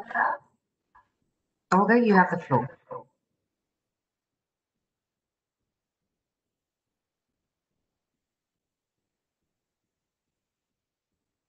Hello, can you hear me? Yes, we can. Oh, I'm sorry. Okay. Yes, thank you. So I'm sorry because we are moving really fast. So I would like to return back quickly to paragraph 1. And my question is that back in May 2020, a group of NGOs provided comments on this particular paragraph, but it was not reflected in the document that we are discussing now. So I'm just wondering if this could be reflected. And the comments that we sent to you actually reflect the comments that we sent back in May 2020. So I'm just wondering how this could be accommodated. Yes, thank you. So I'm going to go back to that just very briefly. So what was open in paragraph 1 was a single bracket. So that is the request was on with respect to the single bracket with around and commitment. So the other, as I opened in my introduction, to the extent that there were other comments on and other issues that were raised, we're happy to have you put those in your parking lot, and we can come back to those. But we're not opening up the text for areas that were unbracketed or to add additional language. So I hope that helps a little bit in terms of paragraph 1.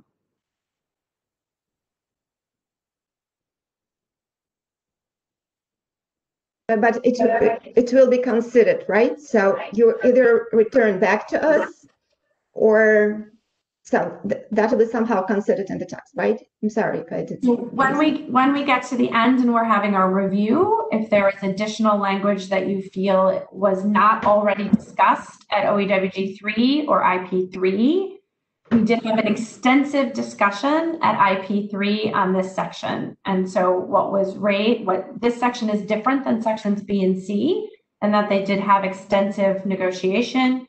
They were in a contact group. It was an open contact group, and we more or less resolved much of section D with the exception of very few pockets.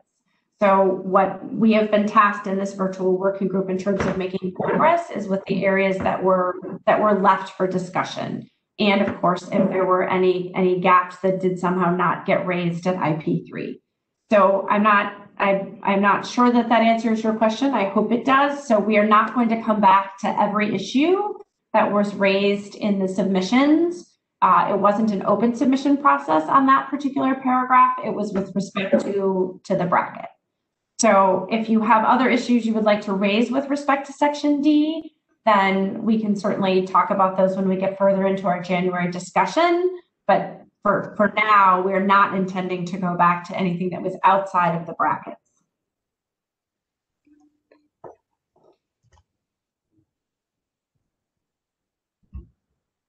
So Nalini, if we can go back into taking into account their national circumstances, did you have any more?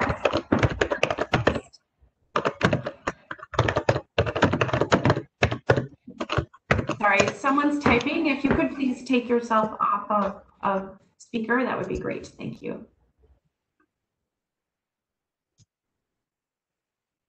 Okay, so sounds like perhaps we are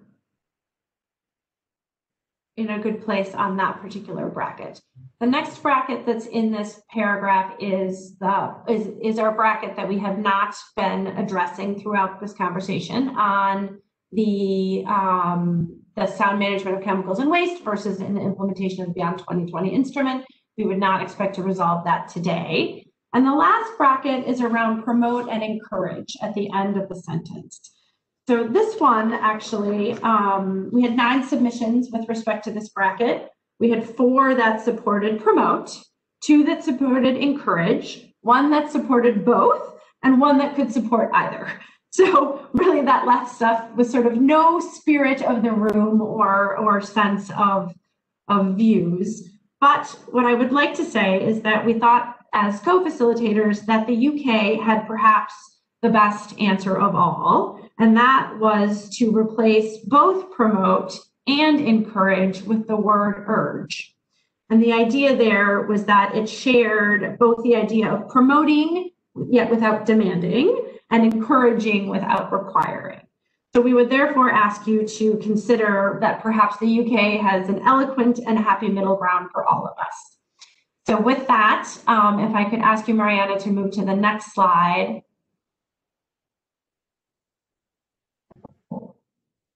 This would be the revised proposal for this paragraph. So we would do undertake, as we discussed. There was a tremendous amount of agreement with respect to that term. We would delete the brackets that we just talked about a few minutes ago about the national circumstances, given the other discussion, and it sounds like we had agreement to do that. We would leave in brackets the sound management in case of chemicals and waste and the implementation of the Beyond 2020 instrument as something that's not resolvable. and we would propose to use the urge as proposed by the UK in place of the 2 brackets around promote and encourage. So with that, I'm using our, I guess what we're calling our silent procedure. I would like again to turn back to you, Nalini, and see if there are others that have suggestions.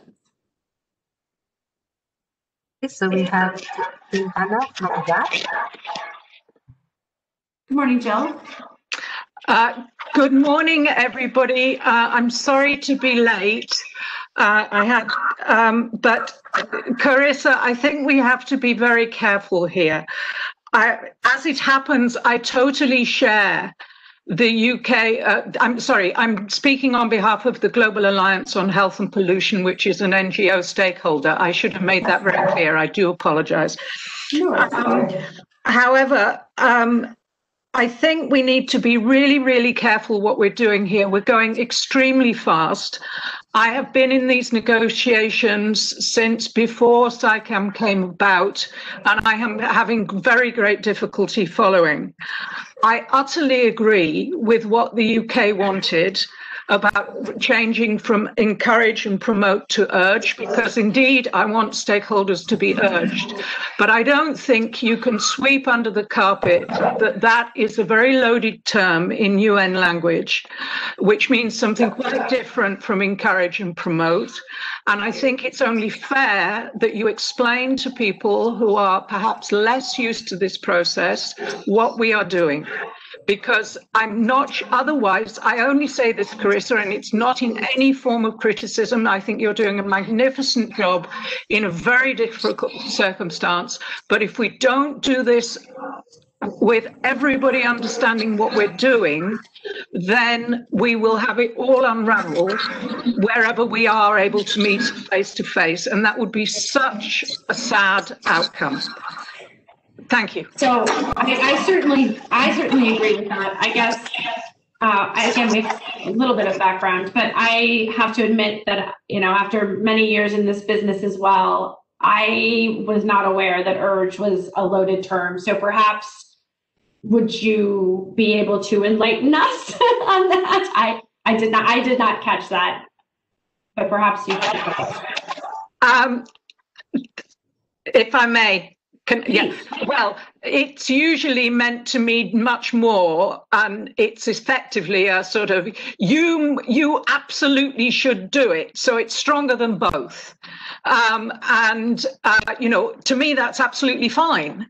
But if people were arguing about encourage and promote, suddenly going one step higher up the hierarchy is a little bit strange without at least a discussion. So, you know, I'm, as I say, I don't want to cause a fuss. I'm perfectly happy with all of them, but, you know, we are missing, at least that's the other thing. I find it really, really difficult to take part in this process when we can't have private chats with other participants, and indeed I don't even know who they are. So I can imagine, and I shan't name, 1 or 2 countries whose diplomats would actually mind that. Thank you. Yes, I think that is obviously not something that as co-facilitators we can speak to, right? The process was agreed to by the Bureau, and that's not something, of course, that we can manage here. I guess on urge, people have heard you. The discussion between promote and encourage, actually, I thought was pretty positive in the submissions. Everybody seemed in a very good place with both of those words. And the preferences seemed, you know, I won't say arbitrary because that's not correct, but they seemed, you know, to have some flexibility within them. So if you would like to, if people would like to speak to urge, we can do that. If people feel comfortable with, as Jill has explained, that it is a strong word, and if that's something that perhaps here is appropriate, and we're comfortable with that, that's great. Otherwise, we can leave the brackets around promote and encourage, or we can put brackets around urge and allow people to think about that a little bit. So we're in your hands, of course, on that. Jill, would you like to propose a way forward, or should we give 15 seconds or so for people to think about urge? So Carissa, there's a couple of comments in the chat box. So they said that when you use the word, just to be mindful that it translates into all of the 6 UN languages. So that's just a comment. We do have Jacqueline Alvarez from UNEP who'd like to take the floor. And then also Felix has put something in the chat box, but it seems that it wasn't put in the everyone's box. So I didn't see it. So please, colleagues, if you want to make sure that the co-facilitators and Secretariat sees your comments, put in the chat box to everyone. And then just to respond to Jilhana's comments, that you actually can privately engage with colleagues on the that are attendees here. So there is a way of doing it. We don't have, you're right, we don't have everyone who's put in their affiliation, but if you look in the company name, you can see affiliation as well. And then finally, maybe Carissa, that we are almost at 3 o'clock Central Eastern European time, and so just mindful of the time. So okay, I think Jacqueline put her hand down. Maybe Jacqueline, if I'll just unmute you in case you want to say a few words, and then perhaps Felix after.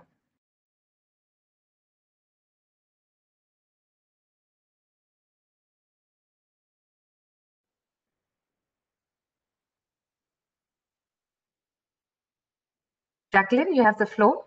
Yes, no, sorry, it was a mistake. And just a little notice, I cannot see anymore if my hand is raised or not. So it was a mistake. I'm sorry for that. Okay, no problem. I don't know, Felix, if you could raise your hand, or you're having trouble with that function. I think maybe I can speak to Felix's question, which is sort of about the parking lot and how we're going to manage that. And I did open with this a little bit and sort of suggest that there are sort of 2 parking lots. There's the parking lot for any sort of broad issues that were raised. Things like, in fact, if I will use your example again, Felix, was with respect to ensuring that we avoid duplication and that we have consistency in language. And so that would be sort of a broad parking lot issue that we as co-facilitators will come back to in our next review of this section of the text, which I can't remember the date, but I believe it's towards the end of December or early January. And then there are some other issues that we've been flagging along the way as going into your own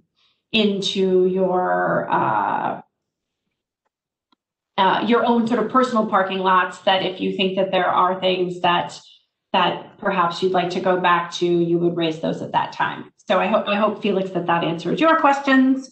And Nalini, I am mindful of your flag on time.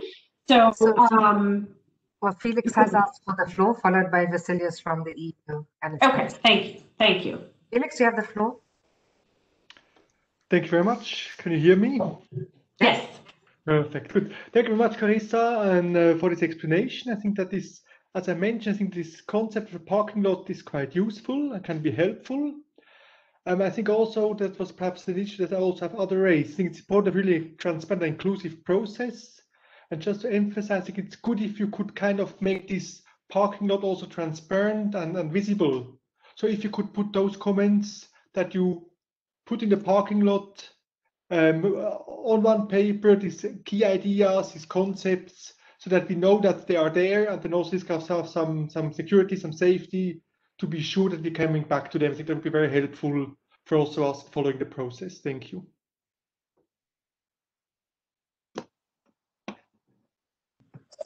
Yes, you have the floor.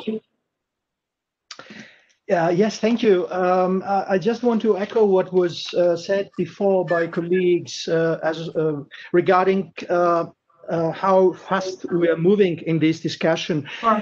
And we respect your efforts to make progress. And of course, we share this, and we want to contribute to this discussion as constructively as possible.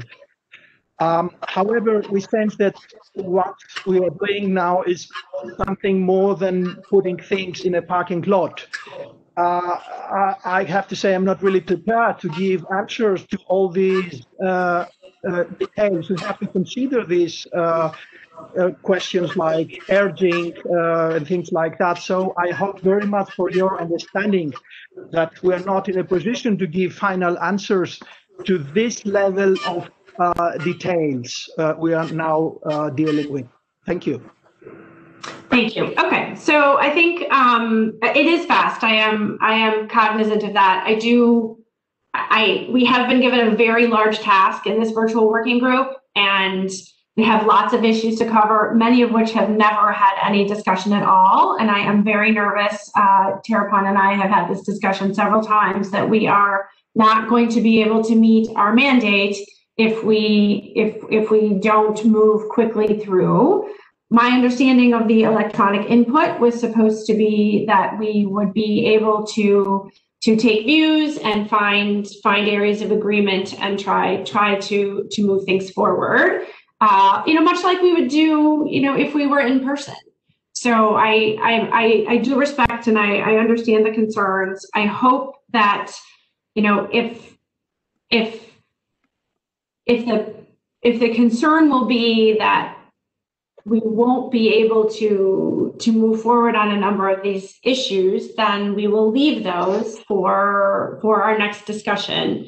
And that is, of course, perfectly acceptable. I do note that we won't be able to both have virtual working groups that go through the areas that we've already discussed and electronic input and continue to come back. I think Terrapon and I together, along with the Secretariat, probably put 60 or 70 hours into reviewing all of the submissions and looking for areas of agreement. And so while it is true that we are moving quickly, and of course, as we stated in our kickoff meeting, of course, things that, nothing's over till it's over. And we, of course, planned, and you can see on the schedule that we are going to go back to reviewing these texts one more time before the end of our group in January. But we are going to have to be able to figure out a way where people have the flexibility to move on some of the issues where perhaps the choices are quite either simple, or you've heard your colleagues make what seem to be excellent points, etc. So thank you so much for understanding. We understand where everybody is. We did know that we would not likely get all the way through section D. I had hoped to get beyond paragraph 2, but I don't see that we're going to be able to do that. So I think what we will do is put forward in our summary of this meeting what we would have put forward to you in a separate section of our summary, and ask that when we go back through these sections in January, that we start from what would have been our co-facilitators' proposals, and to the extent that you can, we will try to provide some commentary on why we make particular choices, recognizing that we don't have another 60 or 70 hours to put into preparing all of that. Then we wouldn't get our work done either.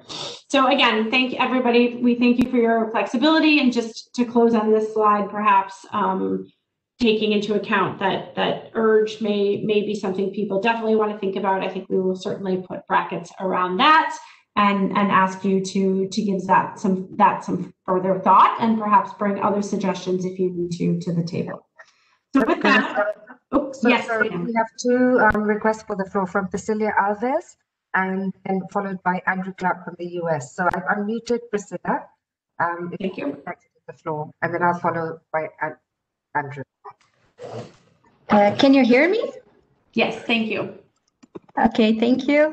Thank you very much, the Secretariat and Madam Co-Facilitator. This is Priscilla from Brazil's Ministry of Foreign Affairs. Good morning, good afternoon, and good evening to everyone. And I would like to thank the Secretariat and the coordinators for the efforts to try to find common ground regarding sections B, C, and D. and these conversations have been very important and enlightening. But regarding paragraph 2, although we know that we are talking about national efforts, we do think that it's important to maintain the reference to take into account their national circumstances. Because we are considering differences in terms of technology, human resources, and even the financial issue and so on. So we do think it's important to maintain this reference. And another doubt is if all participants are going to have more time to analyze the proposed made today, because there are many details, and we do think it's important to have more time to evaluate the texts better. Thank you so much.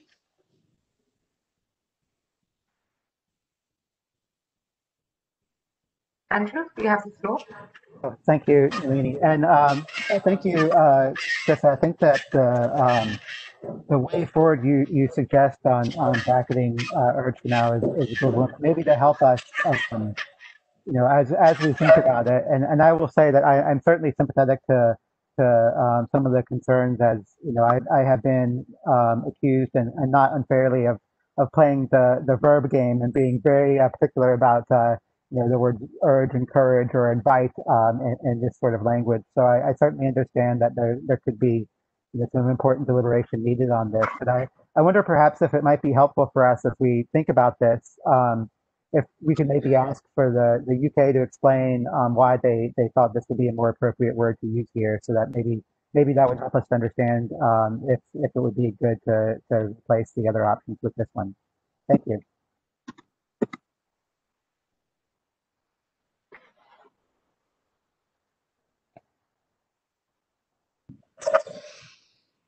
Thank you. Thank you for your points. Oh, yes, thank you.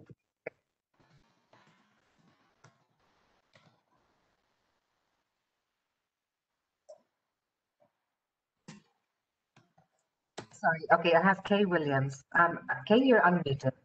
Oh, thank you, and good day, everybody. Thank you very much for the co-chair and the secretary for their work to date. First time speaking. I think in this particular case, the intention behind this language was really that we wanted to stress the importance of stakeholders working together, and that they do have a very important role. So I think it was nothing more than that, but we also do recognise the importance of the translation, and as such would not press this language if it did cause problems for others. Thank you. Thank you, Kay. Okay, so on that, why don't we leave others, as you noted, to think about that and how that might impact your views on that. So certainly it's an option. Promote and encourage were the others. We can, you know, obviously sort of make a proposal or a suggestion, and people can decide what they think. But why don't we wait and see in our next review how people might think about this. So again, as I noted before, we will figure out a way to summarize our discussion to date. We will move forward with some of the decisions or some of the areas of agreement that we have and move those forward to our next discussion. And then we will, in a separate section, put forward what we would have proposed to you based on your input to date, and open up an opportunity for you to offer your views on that. I would ask, if we are going to do that, as I noted, it does take a significant amount of time to find the areas of agreement in your submissions and to look for ways to meet the needs of all stakeholders who are commenting. So to the extent that we have proposed something that you can live with, it would be our request that you not provide sort of editorial comments or additional suggestions for areas, in particular for Section D, that had already been negotiated at IP3. So again, we're going to be a little bit tight on that, with no disrespect intended for your other issues, but we do need to make sure that we are able to meet the mandate that's been given to us by the president. So we will provide you with with that direction again when we offer that text. So Nalini, with that, I think we must unfortunately close this section and move to our technical briefing on the science policy interface from UNEP. And Terrapon, were you going to offer some opening remarks now, or were we going to move straight to the technical briefing? I have forgotten already. Just the introduction for the panelists I will do by now. Oh, thank you. Good morning and good afternoon, good evening to you all. Thank you for your time to join us today. Welcome all you to the second part of our meeting today, technical briefing on the science policy interface. Kalisa and I would like to extend our sincere appreciation to our panelists for your time today. First, I would like to introduce Ms. Jacqueline Alvarez, Head of the Knowledge and Leaks Unit, Chemical and Health Branch, UNEP. And next, we also have Mr. Robert Watson, former chair of the Intergovernmental Science Policy Platform for Biodiversity and Ecosystem Service, IPBES. Now I will turn the floor to our panelists. Jacqueline and Bob, you have the floor, sir.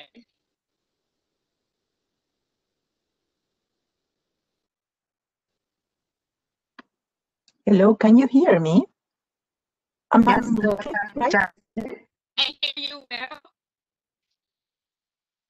Thank you very much, Terrapon and Carissa, for allowing UNEP to present the report. And before we start, we really would like to thank Bob Watson for his availability to share some of the experiences from the IPBES and Ipcc, but also as a co-author of the report as such. His contributions were really key to make this report happen. So if you can put the presentation that we have, it would be very nice.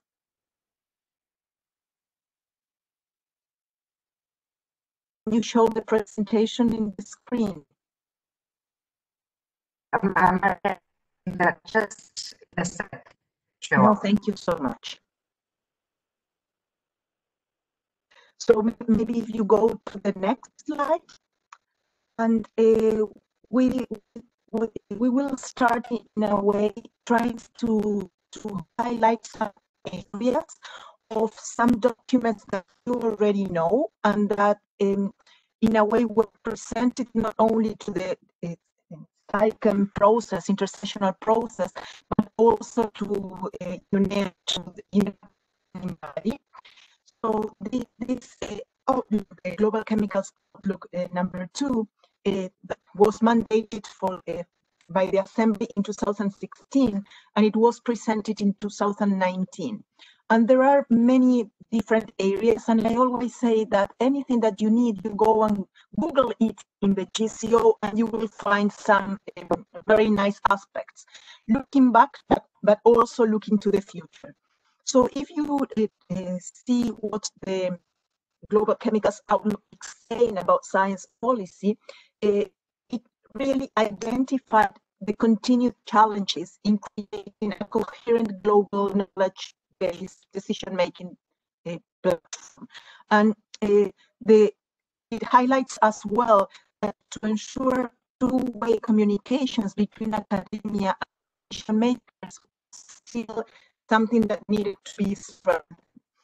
So in a way, provided some options for strengthening science policy, and those options were more in relation to monitoring progress, priority setting, horizon scanning aspects. There are very valuable lessons in there. So the reports that we prepared in a way use the Global Chemicals Outlook as one of the background documents. There are 10 things that the GCO highlighted, and I am only showing here them because they relate to the science policy discussion and considerations that are need to be in a way a part of this dialogue and this intersectional process. And one is the benefit of actions. And the CEO talks about the WHO estimates and burden of disease, the 1.6 million lives. But it also talks about how chemicals pollution takes things at the level of environment, at the level of human beings. It provides a lot of facts. And if I ask you to tell me the facts from the BCO, I'm sure it will be very, very difficult. So even though the document is there and provides a wealth of information, it's also a document that didn't have maybe the pickup that should have had.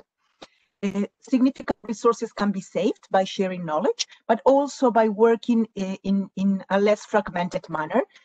That refers not only to chemicals, but to system-wise approaches.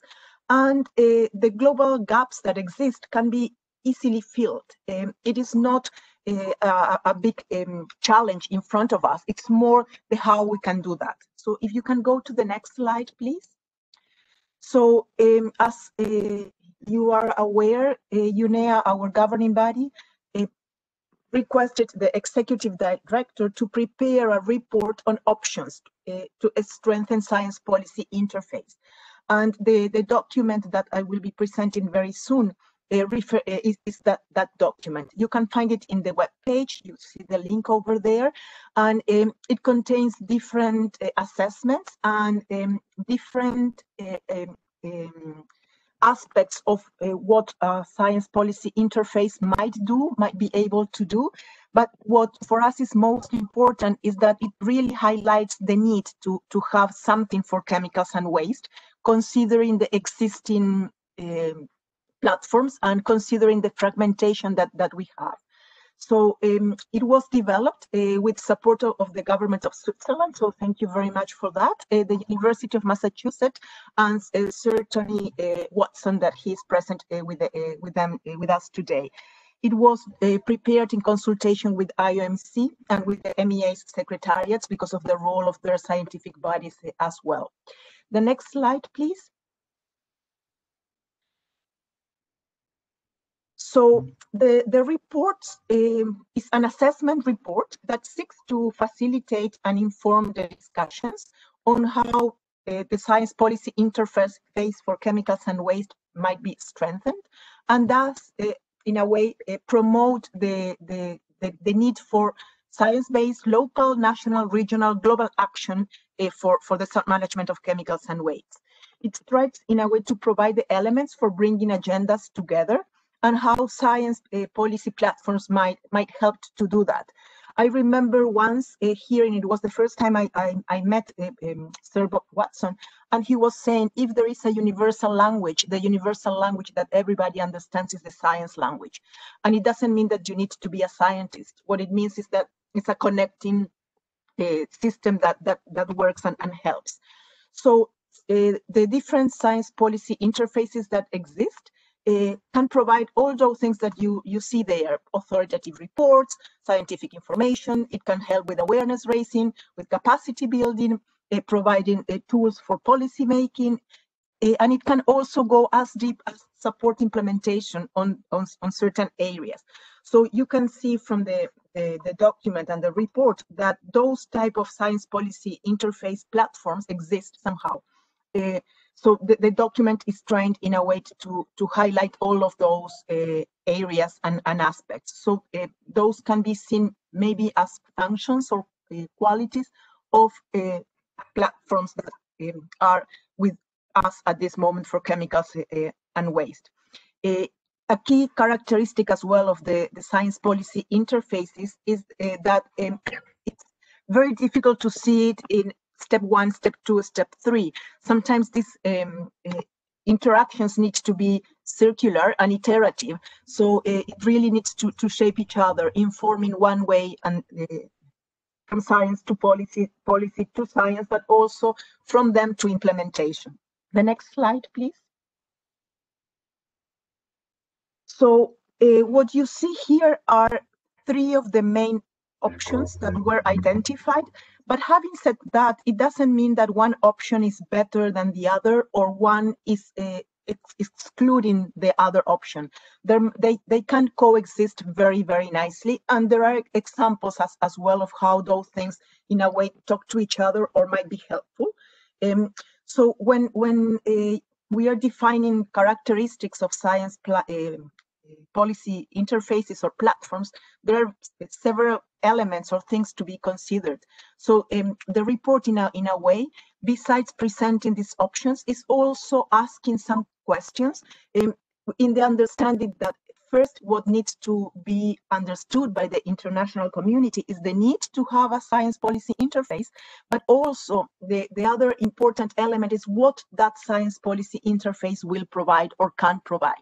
The form that it can take, it can be decided later. It can be in a way shaped afterwards by according to the needs and according to how things are evolving with time. So desired qualities of a science policy interface are a lot. One could be that they can engage in horizon scanning. It can help identify issues of concern. It can help monitor trends, assess and communicate in related, of course, to chemicals and waste, but also it can talk to other existing platforms and see how things interact. If you see one of the issues that the GCO identified is the neonicotinoids, and neonicotinoids are maybe not following the mutagenicity, the carcinogenicity, or all the properties that a chemical might have, but they are very relevant because they are chemicals in a way, but also they are affecting biodiversity. So science policy platforms or interfaces can help communicate those environmental and human health issues that are associated with management. Furthermore, it can also help refine response options. And that doesn't mean that needs to be policy prescriptive, but it needs to be policy relevant, answering questions and helping, of course, policy making and policy decisions. So as in a way, a big conclusion that the report is showing or highlighting is that the existing landscape of science policy platforms is not comprehensive enough to address the different or the multiple facets of management of chemicals and waste. The fragmentation, there is a fragmentation, there are isolated approaches, and many of those respond to mandates of governing bodies, of MEAs, and they are extremely relevant, extremely important, but sometimes they are not really talking to each other to see how things can, in a way, be managed better. The next slide, and this is my last slide, you will see here that when you consider in this virtual working group, but further at the international level, anything related to science policy, there are some aspects that are important to consider, and it is how authoritative reports are or platforms are. What I was saying, is it something relevant at the policy level? Is it something that is relevant for implementation, for understanding better, for substituting things? What are the challenges that this type of approaches might, in a way, put us with? So the need for authoritative outputs, as I was mentioning, but not policy prescriptive, it also implies that a platform or something that is established, is there, is considered, needs to be credible, legitimate, transparent, and it needs to respond to many things. The paper does not, in a way, try to influence decision. What it tries is to provide those elements and areas for further consideration of the different stakeholders here and in the broader agenda. It does not consider hybrid possibilities, but those exist, and it is really possible to think in that regard.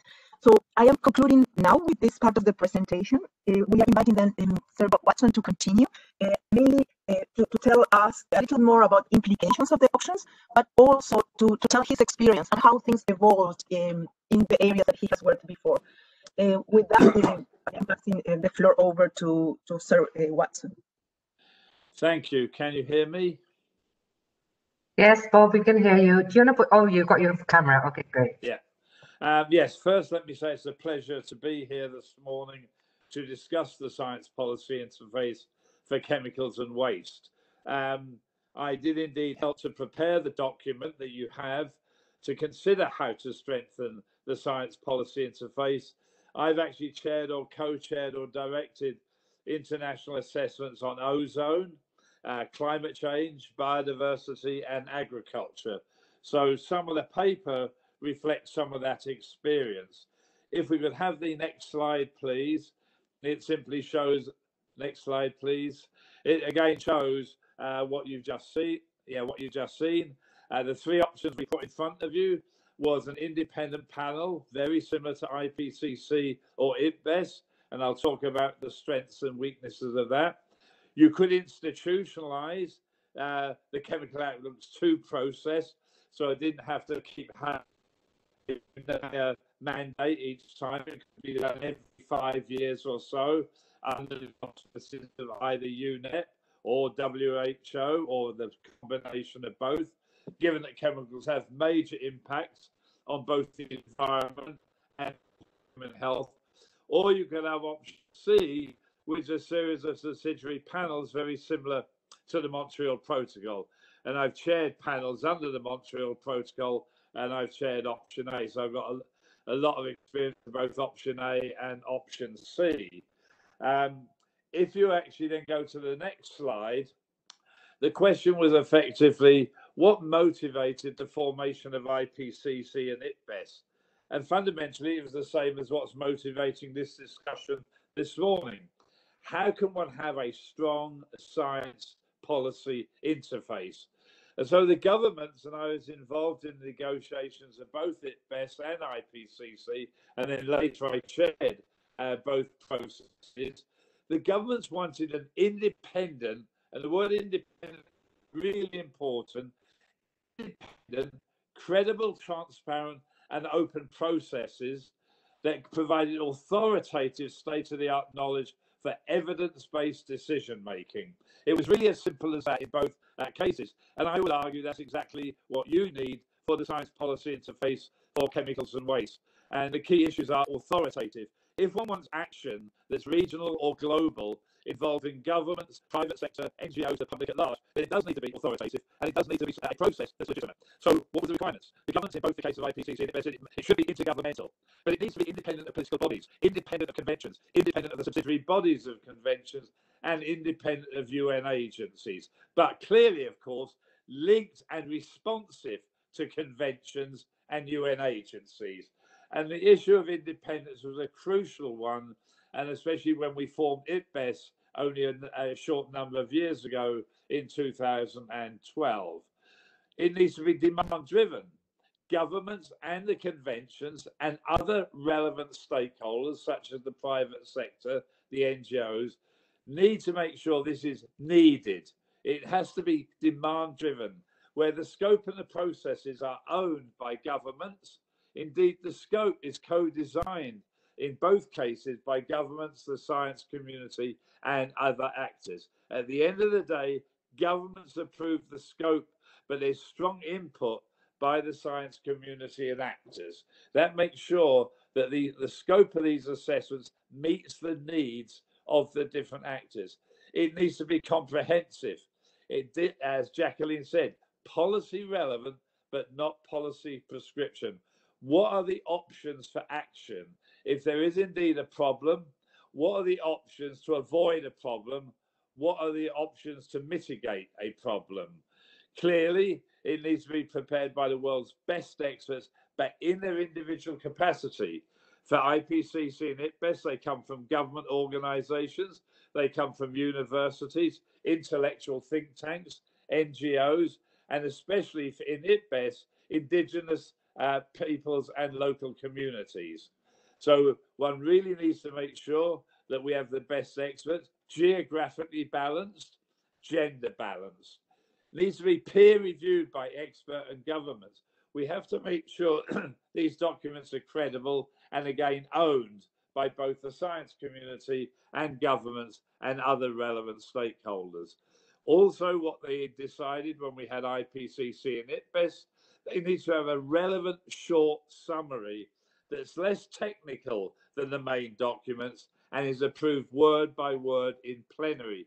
This gives you ownership of the governments. Scientists are there to make sure that we don't distort the science.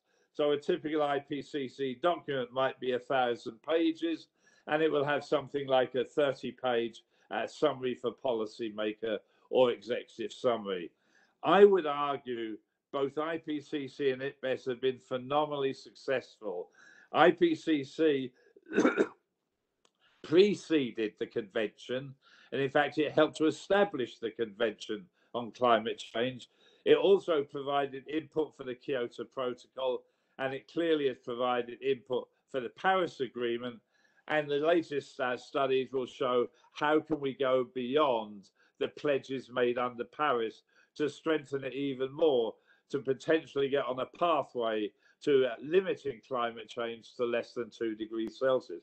Ipcc has already had a profound effect on the work program of the CBD.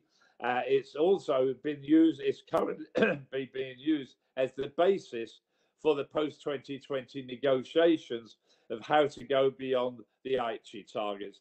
So I would argue that both IPCC and Ipcc have been phenomenally successful. Equally important were indeed the technical panels under the Montreal Protocol. They clearly had incredible influence in the first formulation of the Montreal Protocol and then the amendments and adjustments that followed thereafter. So if I can see the next slide, please. Next slide. So the sort of issues that you need to consider is, have you got, is the current interface acceptable? I would argue no, and that's why you now have asked, how can you strengthen the current interface? So then the question is, what are the institutional structures that you need? Should it be an intergovernmental process or a non-governmental process? Based on my experience, an intergovernmental process is much, much stronger most times than a non-governmental process. Should it be a standalone independent entity, or should it be tied to an existing body or a subsidiary of an existing body?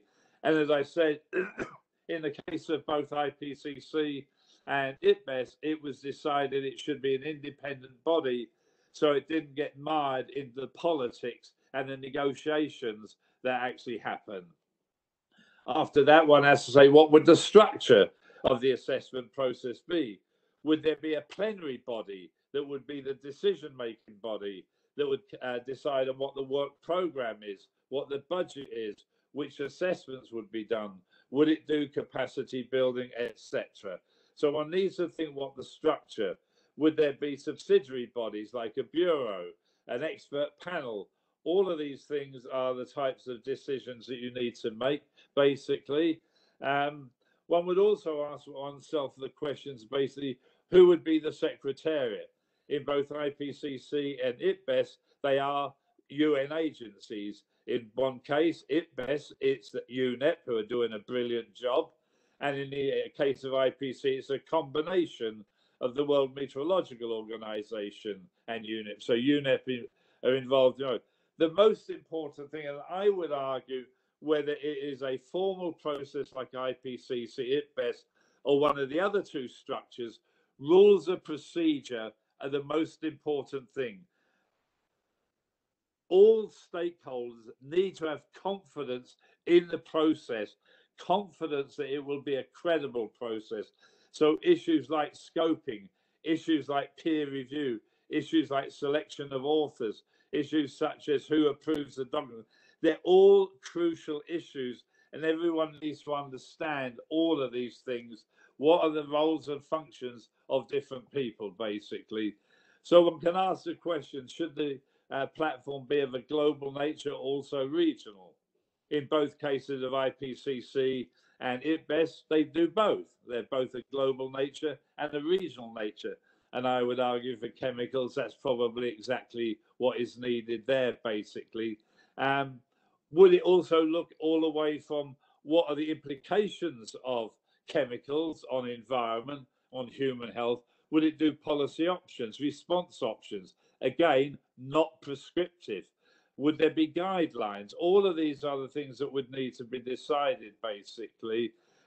What sort of information is assessed? I.e., is it only journal literature? Is it grey literature? Is it indigenous knowledge where relevant, basically? All of these things need to be in the rules of procedure. Who would do the external review? Is it open to everyone, or does one select the peer reviewers?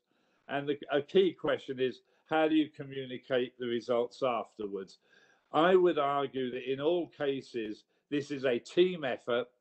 The scope, the design should be co-produced, the assessment should be co-produced, and the communications and outreach should be co-communicated, basically. And so another issue is it a science policy interface that only does assessments, or does it also include some elements of capacity building, some elements of further development policy options? Should it stimulate research in the academic community? So these are the sort of options that one has. What I found from personal experience is they must be, whatever process you choose, demand-driven is important, ownership by all stakeholders is important, engaging the best scientists in the world in their individual capacity, extremely important. There are obvious budget implications between the different options, but I would argue we would not have made the progress we've made on climate, biodiversity, or stratospheric ozone, or land degradation without these types of processes in place. Thank you for your time.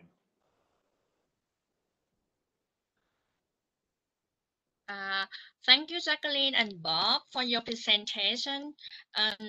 I will provide you a few minutes, maybe for Q&A, if you might have.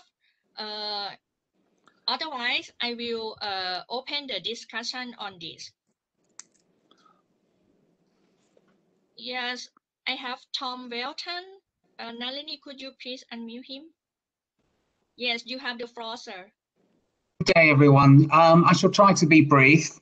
So I'm speaking on behalf of the Royal Society of Chemistry, and we've prepared a paper in response to the report, and we'll share it with the virtual group shortly. So one only has to see the distribution of plastics across the globe to realise what a global problem chemicals and waste management is. And because of that, because of many of the things that Bob has just said that I won't reiterate, the RSC recommends that option A from the paper is very much the preferred option. A new panel for science policy and chemicals waste management, should be established that is absolutely on a par with the Ipcc and Ipcc, and it would provide a vital third leg of the stool for controlling the negative human impacts on planetary systems. Also, its independence of political conventions and organisations, its intergovernmental nature, which will be required in order for the global impacts of this global problem to be addressed. The multidisciplinary nature will be very important. The questions here are societal as well as technical, and that needs to be covered. And we can't just go off into a chemistry rabbit hole. That wouldn't be very useful at all. And we absolutely need to enable the participation of the world's best talent in order for this to be a credible, authoritative and recognised platform. And it is option A, in our view, that most provides for that. And we will be working with, other academic bodies around the world in the global scientific community to join us in supporting this position over the next month. The other thing that we believe is really important is we absolutely need to see much more active presence of global chemical corporations in this process, because success will only be achieved by engaging all stakeholders in this process. Thank you. Thank you, Tom. Before I give the floor to the next one, I would like to, I have 2 slides to introduce you to the open discussion. Margarina, could you please share the slide on the screen? Yes. First of all, I would like to remind all of you the mandate of our group on this part, on the site policy interface. The bureaus are to building on document SciCam IP4/4, develop a proposal that articulates the rationale on need for site policy interface for the sound management of chemicals and waste beyond 2020, and describe the potential function of such a site policy interface, and recommends the approach to best achieve these site policy interface function either within or outside the beyond 2020 framework, and if it is within the beyond 2020 framework, its establishment, or if necessary, a possible process to establish it for consider at ICCM. Next, please. I also have 5 guiding questions in order to achieve our mandate. The first one is, what is the need, or what are the rationales for site policy interface on the chemicals and waste? Is it supposed to be within or outside of the beyond 2020 framework? And third, what are its potential functions? And what are your recommendations for the way forward, or for the best approach to achieve such function, taking into account UNEP proposed 3 options that you already heard? And last, if it's considered to be within the 2020 framework, what are the necessary and possible processes to establish it for consideration at ICCM?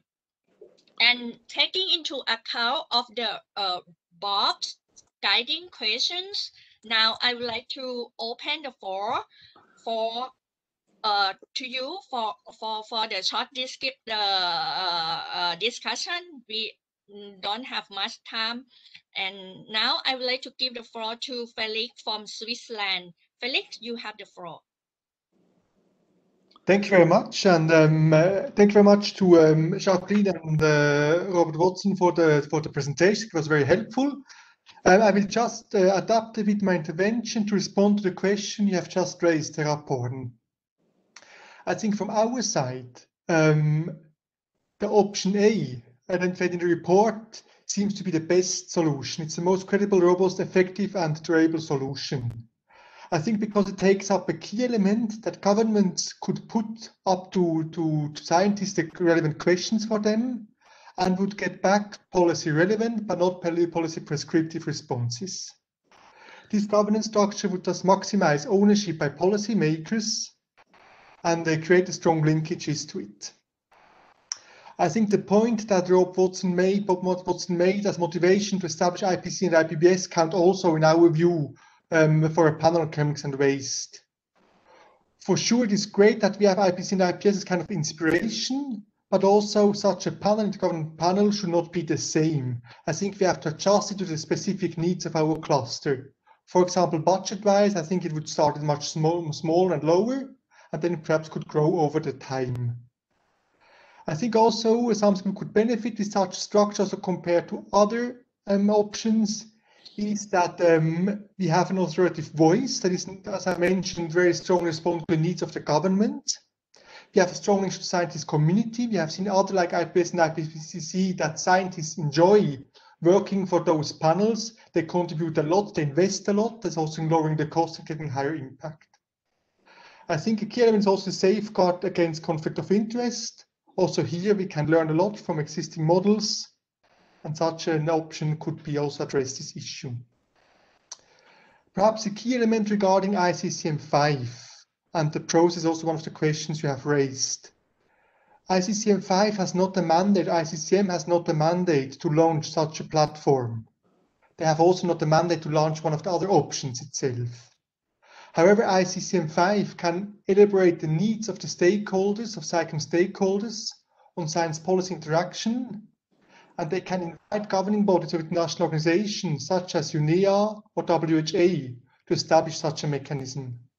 I think that is very key, because we have a chance at ICCM5 to formulate the needs. What do we expect from a strengthened science policy interactions? What are our expectations potentially from such a body? What do we need? How could that work from our side? And in our view, key elements, key functions, key needs are we have a need for horizon scanning and early warning. So we have to identify and to prioritize new and emerging issues of concerns. We have to know the key drivers of change or megatrends. We also have from the side of ICCM the need to get specific scientific assessments. So to be able to address our questions, to get further information on an issue that we consider as very much relevant. And we need enhanced visibility, awareness and communication. And that is one of the key strengths of such intergovernmental platform. It would be of the same level, of the same height as Ipcc or IPPBS. This would help to communicate the challenges, the findings on chemicals and waste, would attract more attention from policymakers because we can respond to their questions. We could attract attention, support from the scientific community because it would be a chance to contribute an important report. And we can even communicate to the broader public. So that would be one of the key elements for our point. So thank you very much. I have a chance for this intervention.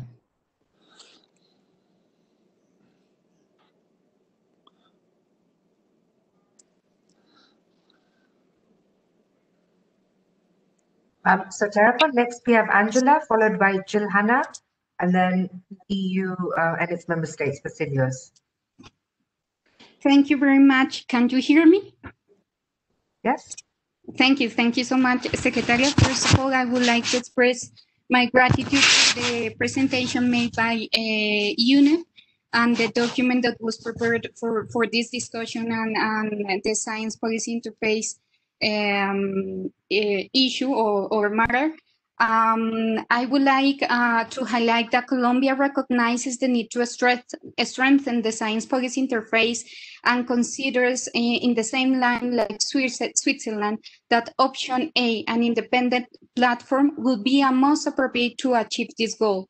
We believe that setting up an independent intergovernmental body will provide a specific scientific or evidence-based analysis for policymakers, similar to Ipcc and Ipcc for climate change and biodiversity, respectively. Ipcc and Ipcc have been successful in providing extensive, high-quality scientific advice to policymakers in raising awareness of issues among the public.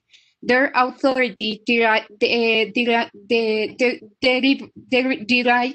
from their independence, their clear, comprehensive, and robust procedures for gathering and assessing evidence, and their intergovernmental element in agreeing reports. Nevertheless, this would not replace existing bodies, nor would it determine policy, but it could make an important contribution to the policy development. Regarding the questions that you share with us and that are on the screen, we believe that some potential functions for the science policy interface should be to undertake horizon scanning, as was mentioned by Switzerland, That is a systematic examination of information to identify potential threats, risk, emerging issues and opportunities, and identify issues of concern and provide evidence-based options to address them. We also believe that one potential function should be to undertake assessments of the nature and scale of particular issues. And finally, to analyze of the scenarios and policy and technology options, effectiveness evaluation of actions. Regarding other and additional consideration, we share the view that we need to get a special consideration and give ways or rules to allow the participation of stakeholders other than governments without affecting the independence of the mechanism. We believe that it's important to establish a process and to have the visibility from the UN system. We suggest a process that starts with the ICCM through a resolution or through a ministerial declaration expressing science policy interface, science policy needs, and I think it was mentioned also by Switzerland, taken up by UNEA 5 to launch an intersessional process with invitation to the other UN agencies, particularly I think that WHO is key as part of this process. And we also highlight that it's important to have an endorsement of UNGA in 2021 and the establishment by UNEA 6 in 2023, this science policy interface. We understand that probably one of the key challenges that we have with this science policy interface is the cost of the establishment of this panel, but we believe that this matter do not need to be resolved before or at ICCM. It can be dealt within a subsequently process. There will need to be an open-ended so that all can take part, expert working group to deal with the design in detail, but the best solution may be for the ICCM to set out the need and the UNEA 5 to mandate to further work. Those are our general comments. We already submit our general ideas in terms of the science policy interface, and I think that the Secretariat is gonna upload our submission. Thank you very much. Okay, I'm going to give the floor next to Carissa because I think Gabon has sent her a message, so she'll just read it on their behalf. They have indeed, Nalini. Thank you so much. And so, sorry to take the floor, but I have a message from Sergei Moli from Gabon, and he has asked me to read it to all of you. He unfortunately had to leave for an emergency. Hopefully not too serious. He didn't tell me, but his quote is as follows. We believe that we are on time to take action in terms of delivering a strong message to set up an intergovernmental body to deal with issues of technical arguments to involve policymakers for chemicals and waste management. But at this moment, Gabon is not in a position to choose between the three options proposed by Robert. However, we can support the argument to set up an intergovernmental body for chemicals. We believe that Switzerland made a very good proposal, which we would support. Thank you. So we can put that into our list of comments. Thank you for the floor, Nalini. Thereupon? Yes, could you please turn to the next pull request the floor? Okay, so it's Jill Hannah. Hello, can you hear me? Yes. Hello, can you hear me? Malini, I would much prefer the EU went first. I think it's, we're an NGO, they're a group of 27 states, so I'd like to come in afterwards. Thank you. Okay. Yes, thank you very much. We do see the need for an independent science policy interface for the chemicals and waste cluster that serves the international community and supports decision making. by governing bodies of intergovernmental organizations, multilateral agreements, and other instruments for the sound management of chemicals and waste through providing politically relevant, up-to-date, and scientifically sound reports. We believe that the science policy interface for chemicals and waste should be intergovernmental, independent, interdisciplinary, transparent, and it should not duplicate existing work. And this science policy interface should serve the chemicals and waste cluster, fulfilling through three basic functions. One, horizon scanning, that means to identify and support prioritization of new and emerging global issues of concern by synthesizing relevant key information for policymakers. Two, scientific assessments. That means to undertake assessments on chemicals and waste-related issues and provide risk management options relevant for policymakers and stakeholders. And three, communication and outreach. That means to enhance public understanding of chemicals and waste science and its linkages with other areas such as climate, biodiversity, and health, including pandemic issues. And moreover, to facilitate communication between the scientific community, the general public, the decision makers, international institutions, and stakeholders. Now, regarding the governance model, we do believe that this interface may have its own governing body, which defines priorities of work, bringing together all governments with a common interest in improving the knowledge base on chemicals and waste. At the same time, it should be open to other stakeholders as observers. I would like to thank UNEP for providing insights in the options for strengthening the science policy interface at the international level. We believe that the constitution of this interface should draw on best practices from other relevant bodies such as Ipcc and IPBS, and bring together experts from both developed and developing countries. And we also believe it should be responsive to needs on evidence and knowledge identified by the governing bodies of the Chemicals and Waste Conventions, the Beyond 2020 framework, and IMC organizations. This means that, for example, ICCM and other governing bodies could formulate their needs, inviting the science policy interface to respond. The science policy interface could then decide on which of these needs to respond to and what way, for example, by providing synthesis reports. Notwithstanding this, we support that ICCM can establish a subsidiary body on science if assessment of specific issues is needed. And in addition, future ICCM should take the reports from the interface into account in their decision making. Finally, the science policy interface should be financed by voluntary contributions. We're looking forward to the upcoming discussion.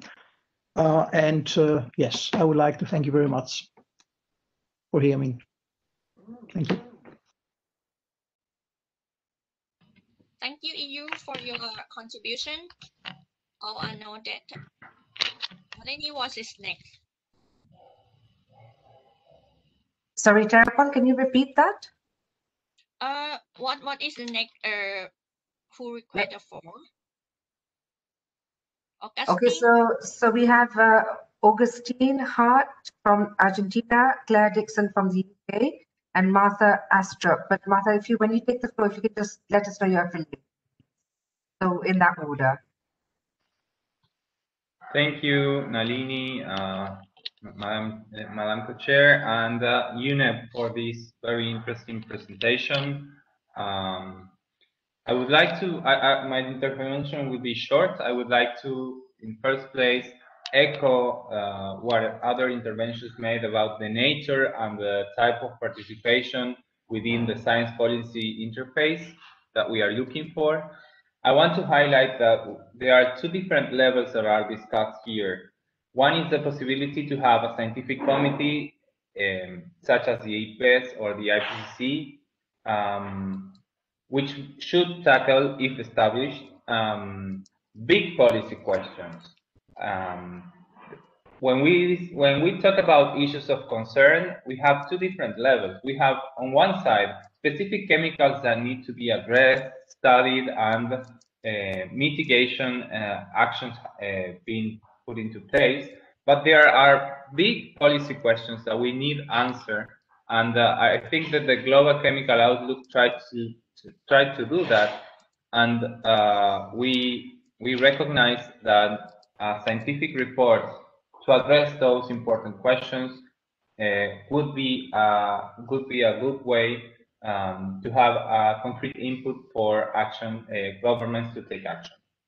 So in one side, we are talking about a scientific committee, and that should have all the things that previous interventions mentioned, of course, funded by voluntary funding, and it might be established not within the framework itself, but something either outside that. That could be also a possibility that we could accept. We know that, for example, the Ipcc is not established within the multilateral environment agreement, but the framework requests specific studies, and the scientific committee acts on demand, and that could be an interesting way forward. But nevertheless, to tackle specific issues on the activities and targets within the framework, we need to also work on the science policy within the framework, and there the establishment of ad hoc expert working groups comprising different stakeholders, and as mentioned by you, that could be done as a mandate of the conference of the ICCM itself. So these are two aspects that we need to work on, and my final input would be, when we talk about issues of concern, let's not think specifically on a substance or a waste that needs to be handled, but more on a broader aspect, because an issue of concern for us could be, for example, circular economy. I know that not everybody likes that term, but it is an important term that we should discuss. Another issue of concern could be the development of inventories or the classification of hazards. And that is not of a specific substance or issue, but some broader aspect. And those are the aspects that we would like to address within this scientific committee. Thank you for the information, and we are happy to collaborate to build on these ideas to bring forward something that is interesting for the next meeting. Thank you. All right, before I give the floor to the next one, I would like to ask all of you for be briefing, because we still have one more left for explanation for the next electronic input from Carissa. And thank you, because right now we quite late. I will extend about 15 minutes from now, so everyone please try to be brief. And we will open for the written input after that. Thank you. Okay, so next on my list is Claire, followed by Martha, followed by Susan Lepnin from Canada. Hi, thank you. Yes, it's Claire Dixon from the UK here. Thank you to Jacqueline and Bob for the presentations on this work and opening this very exciting discussion. We very much support the views about the need to strengthen the science policy interface and agree that we need to ensure we are clear on the functions and designing this for our specific community, whilst we use lessons learned from other science policy interface groups. So I think in practice, this would mean likely starting with a much smaller budget and a smaller remit than the Ipcc and Ipbes models that are referenced. That will enable us to adapt as we learn on the process and how it's working for our specific community. The unit report raises some very important functions, and we'd like to reiterate the need for this group that can provide a horizon scanning function, specific scientific and solution assessments, and that the key function of global outreach and communication is really important, as Jacqueline highlighted, that picking up these important messages is really key for this global action. We think that outside of the framework would provide the best place to achieve these functions. And I would like to urge us to continue to listen to evidence specialists and scientists whilst we design this process to ensure that they are bought into this and it can be set up in a way that will maximise the possibility for them to engage. So essentially starting the two-way process between science and policy as we design this and move forward. Thank you.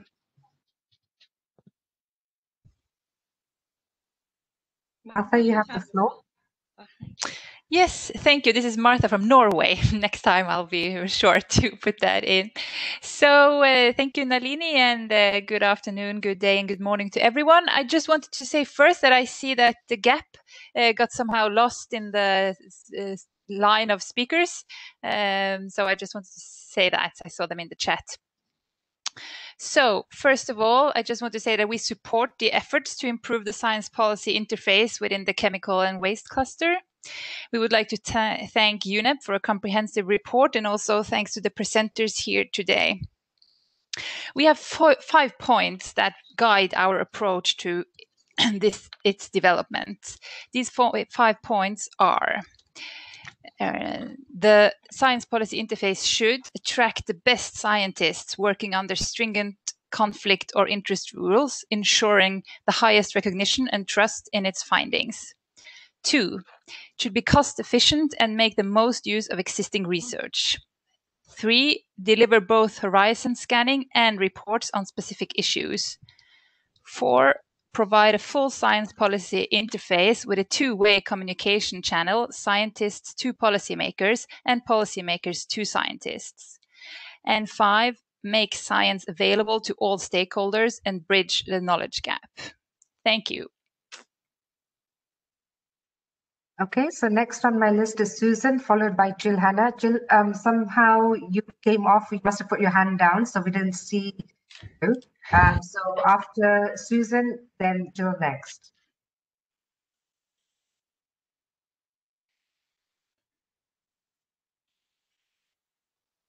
Oh, for some reason, Susan, I can't unmute you.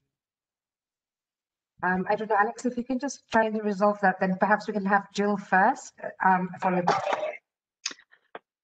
Thank you very much. Yes, I think there was a mix-up. I never took my hand down. I simply said, because we were running out of time, that I thought it was better that the EU went before us, but I always wanted to intervene. So I'm very grateful to Norway for having noticed. I've actually asked in the chat room 3 times now. So it just shows you how difficult this process is. I'm not complaining.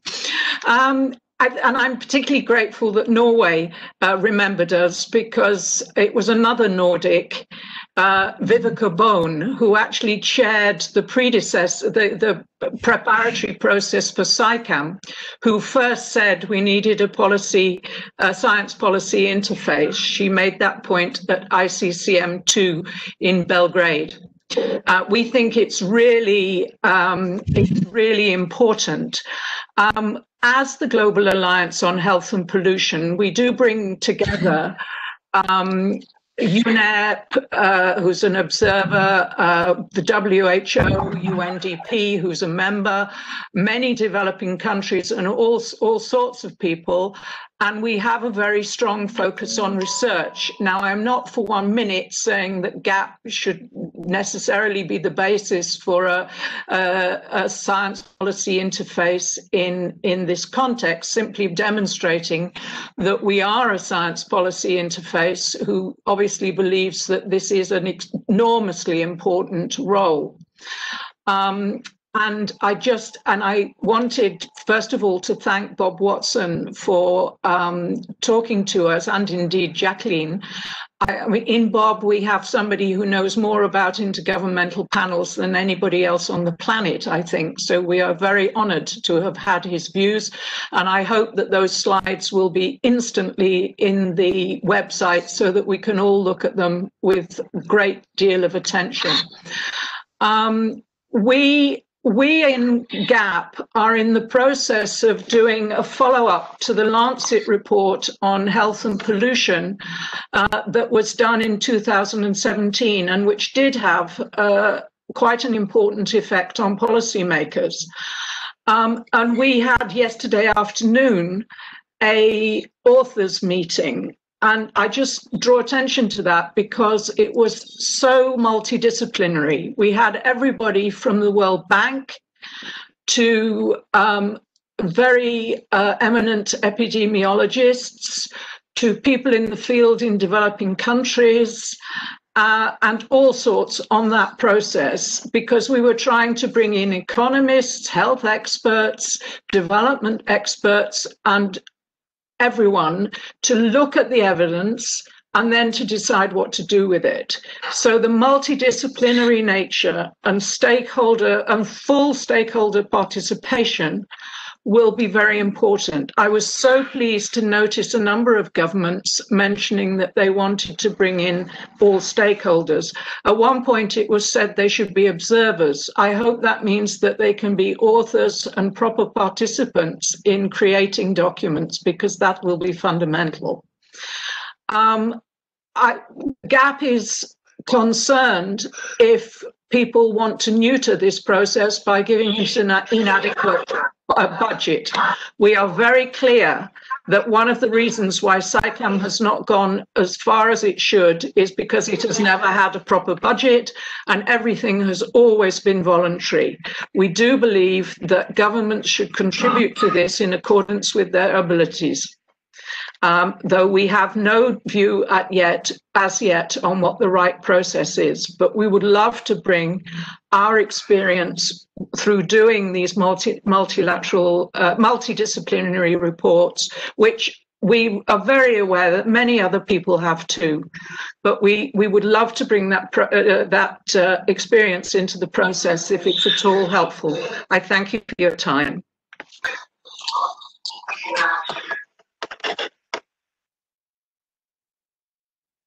Okay, so we are having a bit of trouble to get Susan Lepinen, because she's using her phone, connected. So we'll try and figure that out. But next on our list, so we have two more speakers, Olga and Andrew Clark from the US. So Olga, you have the floor.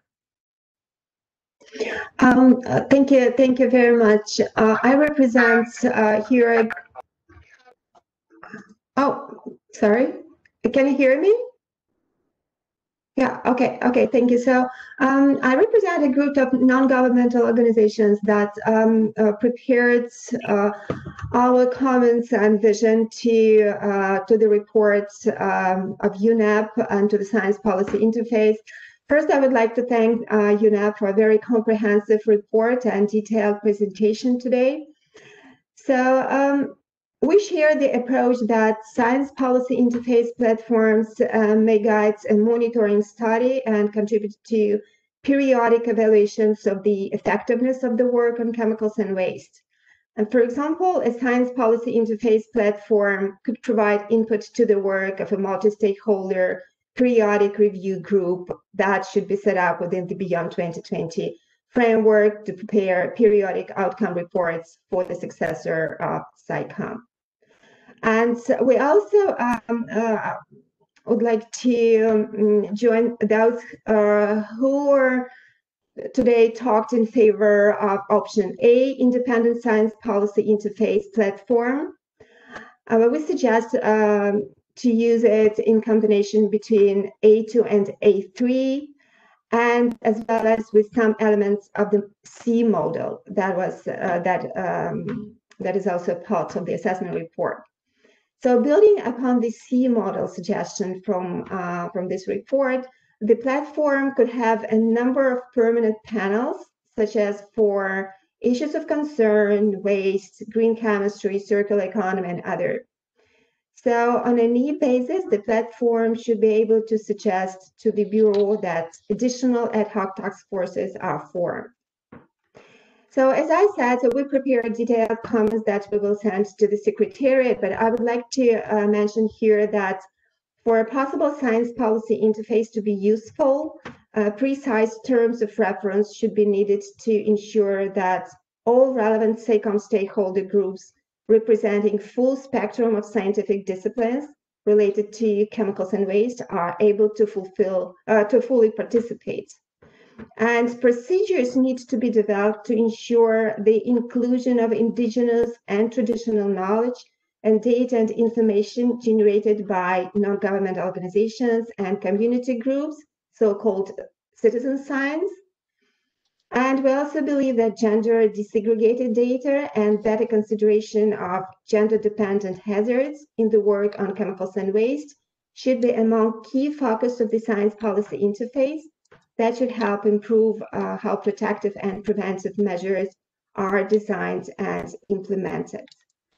So thank you very much for now, and we send our comments to the Secretariat.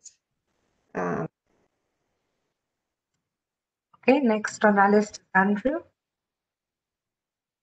Yes, thank you. And first of all, I would really like to thank UNEP for this report and this presentation. I think this has been very helpful for us to see learn from the many models that are out there that exist. And, it's just important to see that different bodies have, and on different issues that the science policy interface has been adapted to meet those specific needs. And we've heard from the many stakeholders about the need for a science policy interface to better enable countries to have access to reliable scientific data and research when formulating and implementing national chemicals management policies or developing regulations. And I think that one element of these different options that were presented in the UNEP paper that may be missing is this, the emphasis on the national action that we're that is undertaken under SACOM, and when many of these bodies are done and under conventions that are assisting meet countries implement specific obligations. But under SACOM and presumably under the post 2020 instrument, where we aren't necessarily implementing specific policy, but are helping countries to reach their goals of improving national chemicals management. So we think that maybe what we need is something that's perhaps a little bit more agile and a little bit more flexible than something along the lines of the options that are presented in the paper that maybe have a years-long cycles between when questions are asked and when answers are received. So we think that a mechanism should be created that would fill the need, be able to connect the governments with the appropriate scientific experts on policy matters, including for needs for information that could vary considerably from country to country. So a permanent standalone body similar to the Ipcc, may take too long to address these kinds of questions when countries are maybe have specific questions about maybe the risks associated with a single chemical, for example, and maybe some countries might not have the same needs that are shared by the majority of countries. So maybe what information they would need would not be put to this body, and something that has its own large governance structure, like an Ipcc, or something that would be directed by the ICCM. So we believe that maybe an appropriate response would be to establish a network of experts in different aspects of chemicals management, and with the help of a small coordinating body to connect countries to the appropriate experts, countries will be able to then find the appropriate expertise to address their specific questions. This would provide a much faster and more agile way to connect countries to more relevant data and allow for an actual exchange with experts, as opposed to the multi-year cycle we might see with an Ipcc or something akin to the Global Chemicals Outlook. And in the interest of time, I know we've gone well over. I won't elaborate further right now, but I think this is hopefully we could further expand on this idea as we discuss this in the future. Thank you. Okay, and then I have actually Victoria from Canada because Susan couldn't connect, so Victoria is going to speak on behalf of Canada. And then that's the last speaker, Terrapon. Thank you. Victoria, you have the floor. Sorry about that. Can everyone hear me now? Yes. Sure, we hear you. Okay, great. Thank you very much. We'd also like to thank UNEP for their report. It's a very thorough report, and it certainly makes the case for the need to improve the science policy dialogue. We still feel that it's unclear that one body could be established, which would possess the significant breadth and depth of scientific and policy issues to address all related issues. And we're also concerned that the establishment of this body will cost a lot of money for it to be done properly, and that would divert resources away from implementation of the Beyond 2020 targets and also from existing bodies that undertake work to implement actions towards the sound management of chemicals and waste. So the challenges for sound management of chemicals and waste are diverse and dynamic, and we don't feel that it would be well served by static membership. But we do remain open to the idea of issues-specific subsidiary bodies or more dynamic bodies that work on specific issues within their field of expertise. So with respect to how this would fit into the Beyond 2020 structure, I think there needs to be an understanding and a common understanding of what the key functions are. In terms of ICCM and SACM, or I guess post-2020, our view would be that there are some functions that are really important and that could fit very well under SACM in a subsidiary body or an ad hoc time-limited body. And these would be assessing progress and the need for further work, for specific issues of concern, assessing progress and the need for further work in addressing those issues. Also for monitoring and supporting assessments, for taking stock of progress and updating the framework. And that would include development of indicators, for example, continuous improvement of the indicators, and also for providing horizon scanning, foresight, and early warning mechanism. We think that that's a really key function, and we think that SACM could provide that function for itself. Or, sorry, Beyond 2020 framework could provide that function for itself. For other science policy functions, we think it's important to consider how we can leverage what already exists rather than necessarily creating something new. For example, we could streamline and regularize the global chemicals outlook, which I think was option B. Can we leverage the expertise of the IOMC organizations to work together on this or other issues? And are there other existing bodies that could fulfill some of the required functions as well? Thank you.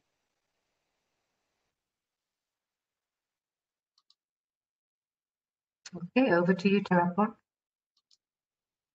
All right. Thank you very much for your all views and contribution on science policy interface today. We have very good recommendations and all are noted. Carissa and I will further call for the written input either from all participants today and who are unable to participate in writing until 18 December, and we will work on your inputs and produce recommendations on the matters and post it on the website in advance prior to the next discussion on it. Now I would like to ask Bob to say something to close this session. After that, I will turn the floor to Carissa to brief you about the next electronic input on section E and close the meeting today. Bob, you have the floor, sir. Yes. Clearly, some interesting comments. What I got out of the very excellent interventions is strong support for strengthening the science policy interface. Flexibility is needed, especially for things like horizon scanning. Some obviously interventions supported option A, such as Switzerland, Colombia, clearly the Royal Society for Chemistry. Others, such as Canada, are concerned about budget. The British intervention from Claire, also concerned about budget. So it's quite clear one needs to first define what are the functions that are needed and what processes, and it can be a combination of processes, would be the most credible. I'm more than happy to interact with people to look at sort of how you can have flexibility, minimize budget, but establish something that really is credible. And therefore, I would argue it should be an independent process that is also intergovernmental. But clearly, it would be very nice to see lots more written comments so one can find out what variations of those three options would give everybody what they would most like. So a very good start for a discussion. Thank you, Mr. Watson. This is Carissa. We do have another discussion. Our next opportunity to talk about the science policy interface is going to occur, I believe, in early January, and we will, of course, reach out to everyone and let you know what the process will be for providing additional input or how we'll manage that. Thank you so much for your presentations today and for the beginning of our discussion on the science policy interface. As we close, I would just like to review for a minute the schedule so that we were all on the same page about sort of what comes next. So earlier this week, you should have received an email from the Secretariat that included our request for electronic input on Section E of our compilation document. That section is on subsidiary bodies and ad hoc experts. I forget the exact title, but it's something of that nature. And I would just note that for Tirupon and I, it was very difficult to figure out, or sort of challenging to figure out how to get the best input from you on those sections.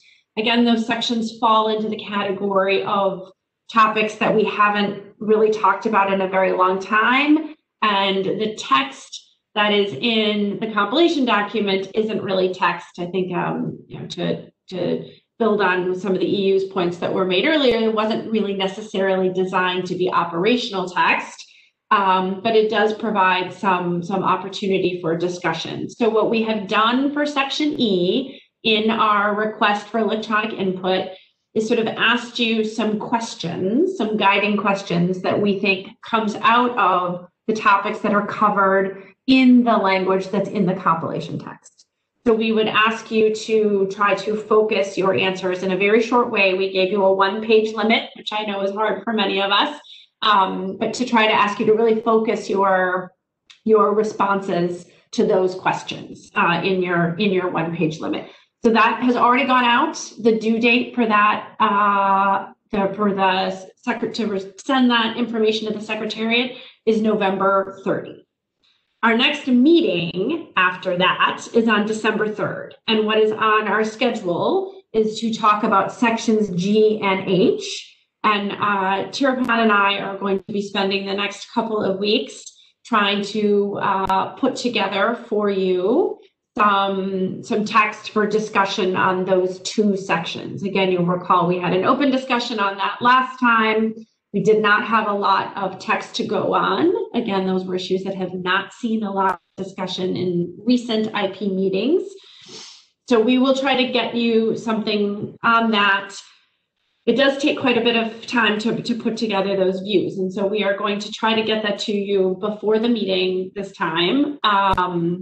And that should help, I hope, address some of the concerns with language and speed of discussion, et cetera. But in doing so, I think what we would ask in return is that you review that text with the understanding that, we're looking to pull together your views in a way that sort of balances the needs and the views that we heard.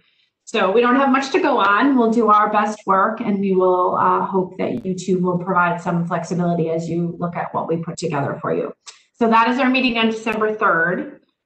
We also, our next meeting after that will be December 17. And that meeting will then go back to section E, which you will be providing your electronic input on by November 30. And again, we will do our best to pull your information together and to put it together in a way that reflects your views to the best ability that we can, and at the same time looks for areas of agreement amongst your answers or your views. And then finally, we need to come back to section D, which we did not get through today, and think about how we're going to manage that. We knew it was a lot. We knew we wouldn't get through it.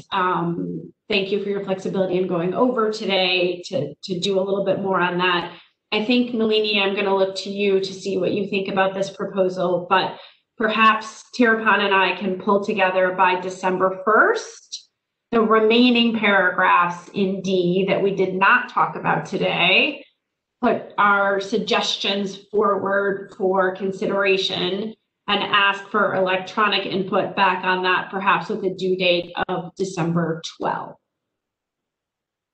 Again, I would put the flag on what we would be looking for is much like what we looked for today, which is if you agree and are comfortable with what we put forward, then we would ask you not to submit electronic input that suggests a change in comma or etc. It's a lot of work to get through your views and to try to move them forward. So we would be looking for areas of concern or questions that might be raised that would allow you to make progress with respect to a particular bracket or proposal.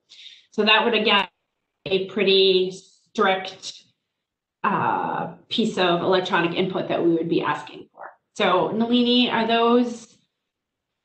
do we think are we allowed as co-facilitators to add additional work to both our plate and to the plate of our virtual working group?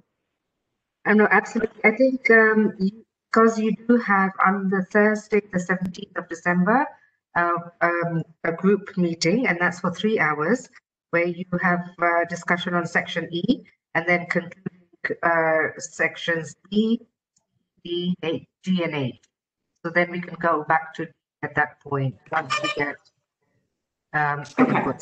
So what was the date again you mentioned for electronic input deadline? Yes, I'm gonna put it in brackets and ask everybody to give us a day or two on either end.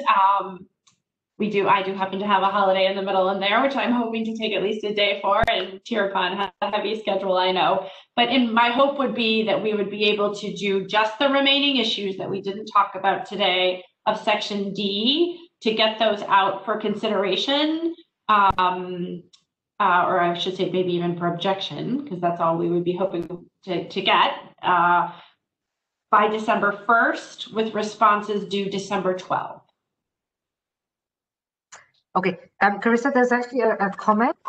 Could you just repeat maybe just what's going to happen with B, C, and D? So then, again, everyone's just there.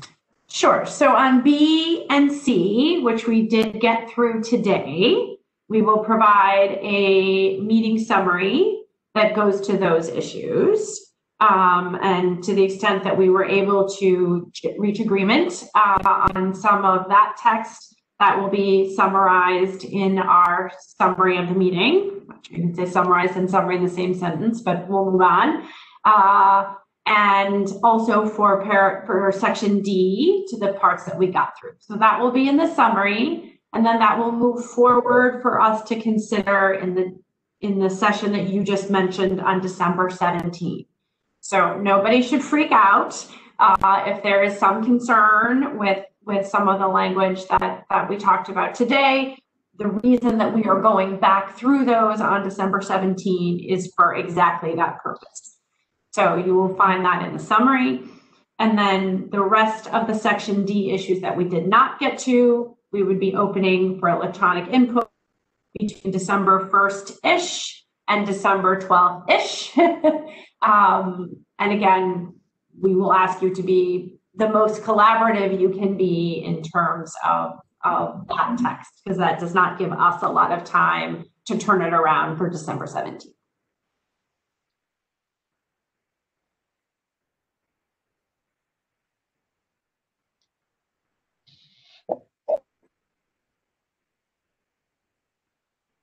And we will put this in writing when we do request the inputs around the 1st of December. When we send it out, it'll be clearly spelled out. Yes, we are doing our best to provide you with as specific direction as possible so that your time is maximized, as well as our ability to file the submissions. And that helps us see where your areas of agreement are, and also helps isolate for us areas that need further discussion and potential gaps.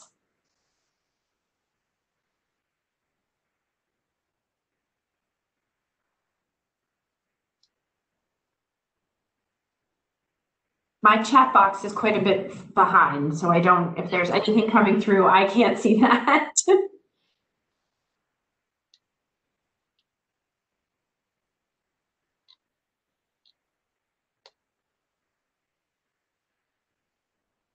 Sorry, we have Melissa Wang who's asked for the floor. Thank you very much. I hope I could be heard clearly.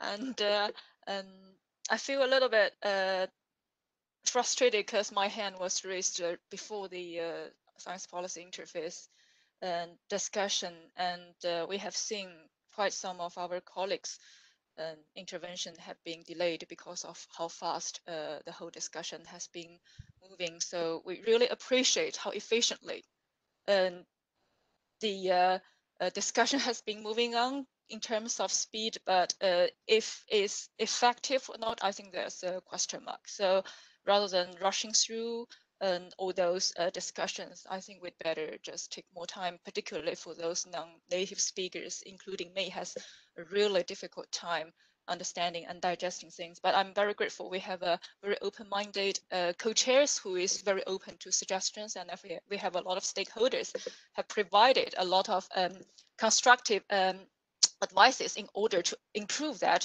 And I just would like to provide two for our co-chairs and secretaries consideration. The first one is I heard today a lot of discussion about okay, we agree on something, but based on a lot of previous experience, people turn out to find out what they think they agree on is not what they agree on. So maybe in the future discussion, can we at least to have those texts that for discussion to agree on to put on the screen, at least people have the common understanding of what we are discussing, if agree on or not, just to avoid those misunderstandings at later stage, which create a lot of chaos. So this is one of suggestions. And also what has been agreed on, I am not very sure about. And if those could be presented in a clear form, I think that will be very helpful for understanding and future discussion. And my second and last suggestion, is about our position being misinterpreted by the co-chair's intervention. We really think the co-chair spent a lot of time digesting and compiling all different opinions through the submission, and we as stakeholders, everyone is relying heavily on what the co-chairs are providing us, like telling us what the big picture is, what other stakeholders' opinion is. We really appreciate for the effort. But for example, we didn't see any preference about two focal points, and I don't know why it has been presented by the co-chairs. So I just hope this could be addressed in the future so that the co-chair's effort in compilation and summarize is more helpful for the discussion. Thank you very much. Thank you. Sorry, perhaps you may have missed my earlier intervention where we did say that we will be providing in the summary of this meeting a very clear understanding of where we got to and where we did not. So hopefully you will find that helpful in your preparations. And I was a little bit troubled, I guess, by your intervention that asked for the text on the screen, and maybe I misunderstood it, but I think we did try to through the Secretariat chairing her screen, be able to have that text available. So maybe I misunderstood it. We can come back to that. But I think with this is a difficult process, right? I think we all recognize that. And our mandate, as I mentioned earlier, is very big, and we are going to sort of need to move through these issues quite quickly in order for us to even get through once, if not twice. But I would note again that for each of the issues that we are discussing, there is more opportunity for discussion in this process than we would normally have in a meeting process, in the sense that we have everything is on the agenda at least twice for discussion and written input. So we hope that works. And obviously, to the extent that there was any misunderstanding of what your position was, that is of course never our intention. And our hope is to look for general agreement. And yes, that of course will mean that there may be some comments on the edges that do not end up in the text. But we have certainly done our best, and we will continue to do so. And we look forward to trying to address any concerns that you might have had with today. But thank you for your efforts. I think we do need to close. It is quite late. We have already begged your indulgence for at least a half hour more than we asked you for to start. But we do appreciate the fact that everybody is willing to contribute and to join us. So on behalf of all of us, Tirupon, myself, and the Secretariat, thank you very much for your time, and thank you very much for your contributions, and we look forward to our next discussion in a couple of weeks. Nalini, are there any other housekeeping issues we need to address? No, just that all the inputs, so stakeholder inputs we received are up on the website under stakeholder inputs. So please also look through those as well during this time. We welcome. That's the reason we have them up there. Good. Thank you so much, everybody. And again, we're always every meeting we try and get better with the technology, and we are really trying. We might have to at some point move to another platform because just make it facilitative so that there can be chats among groups of people, etc. But we will alert you in advance to any of changes that we make. Thank you. Thank you very much, everyone. Bye from now. Thank you. Have a nice weekend.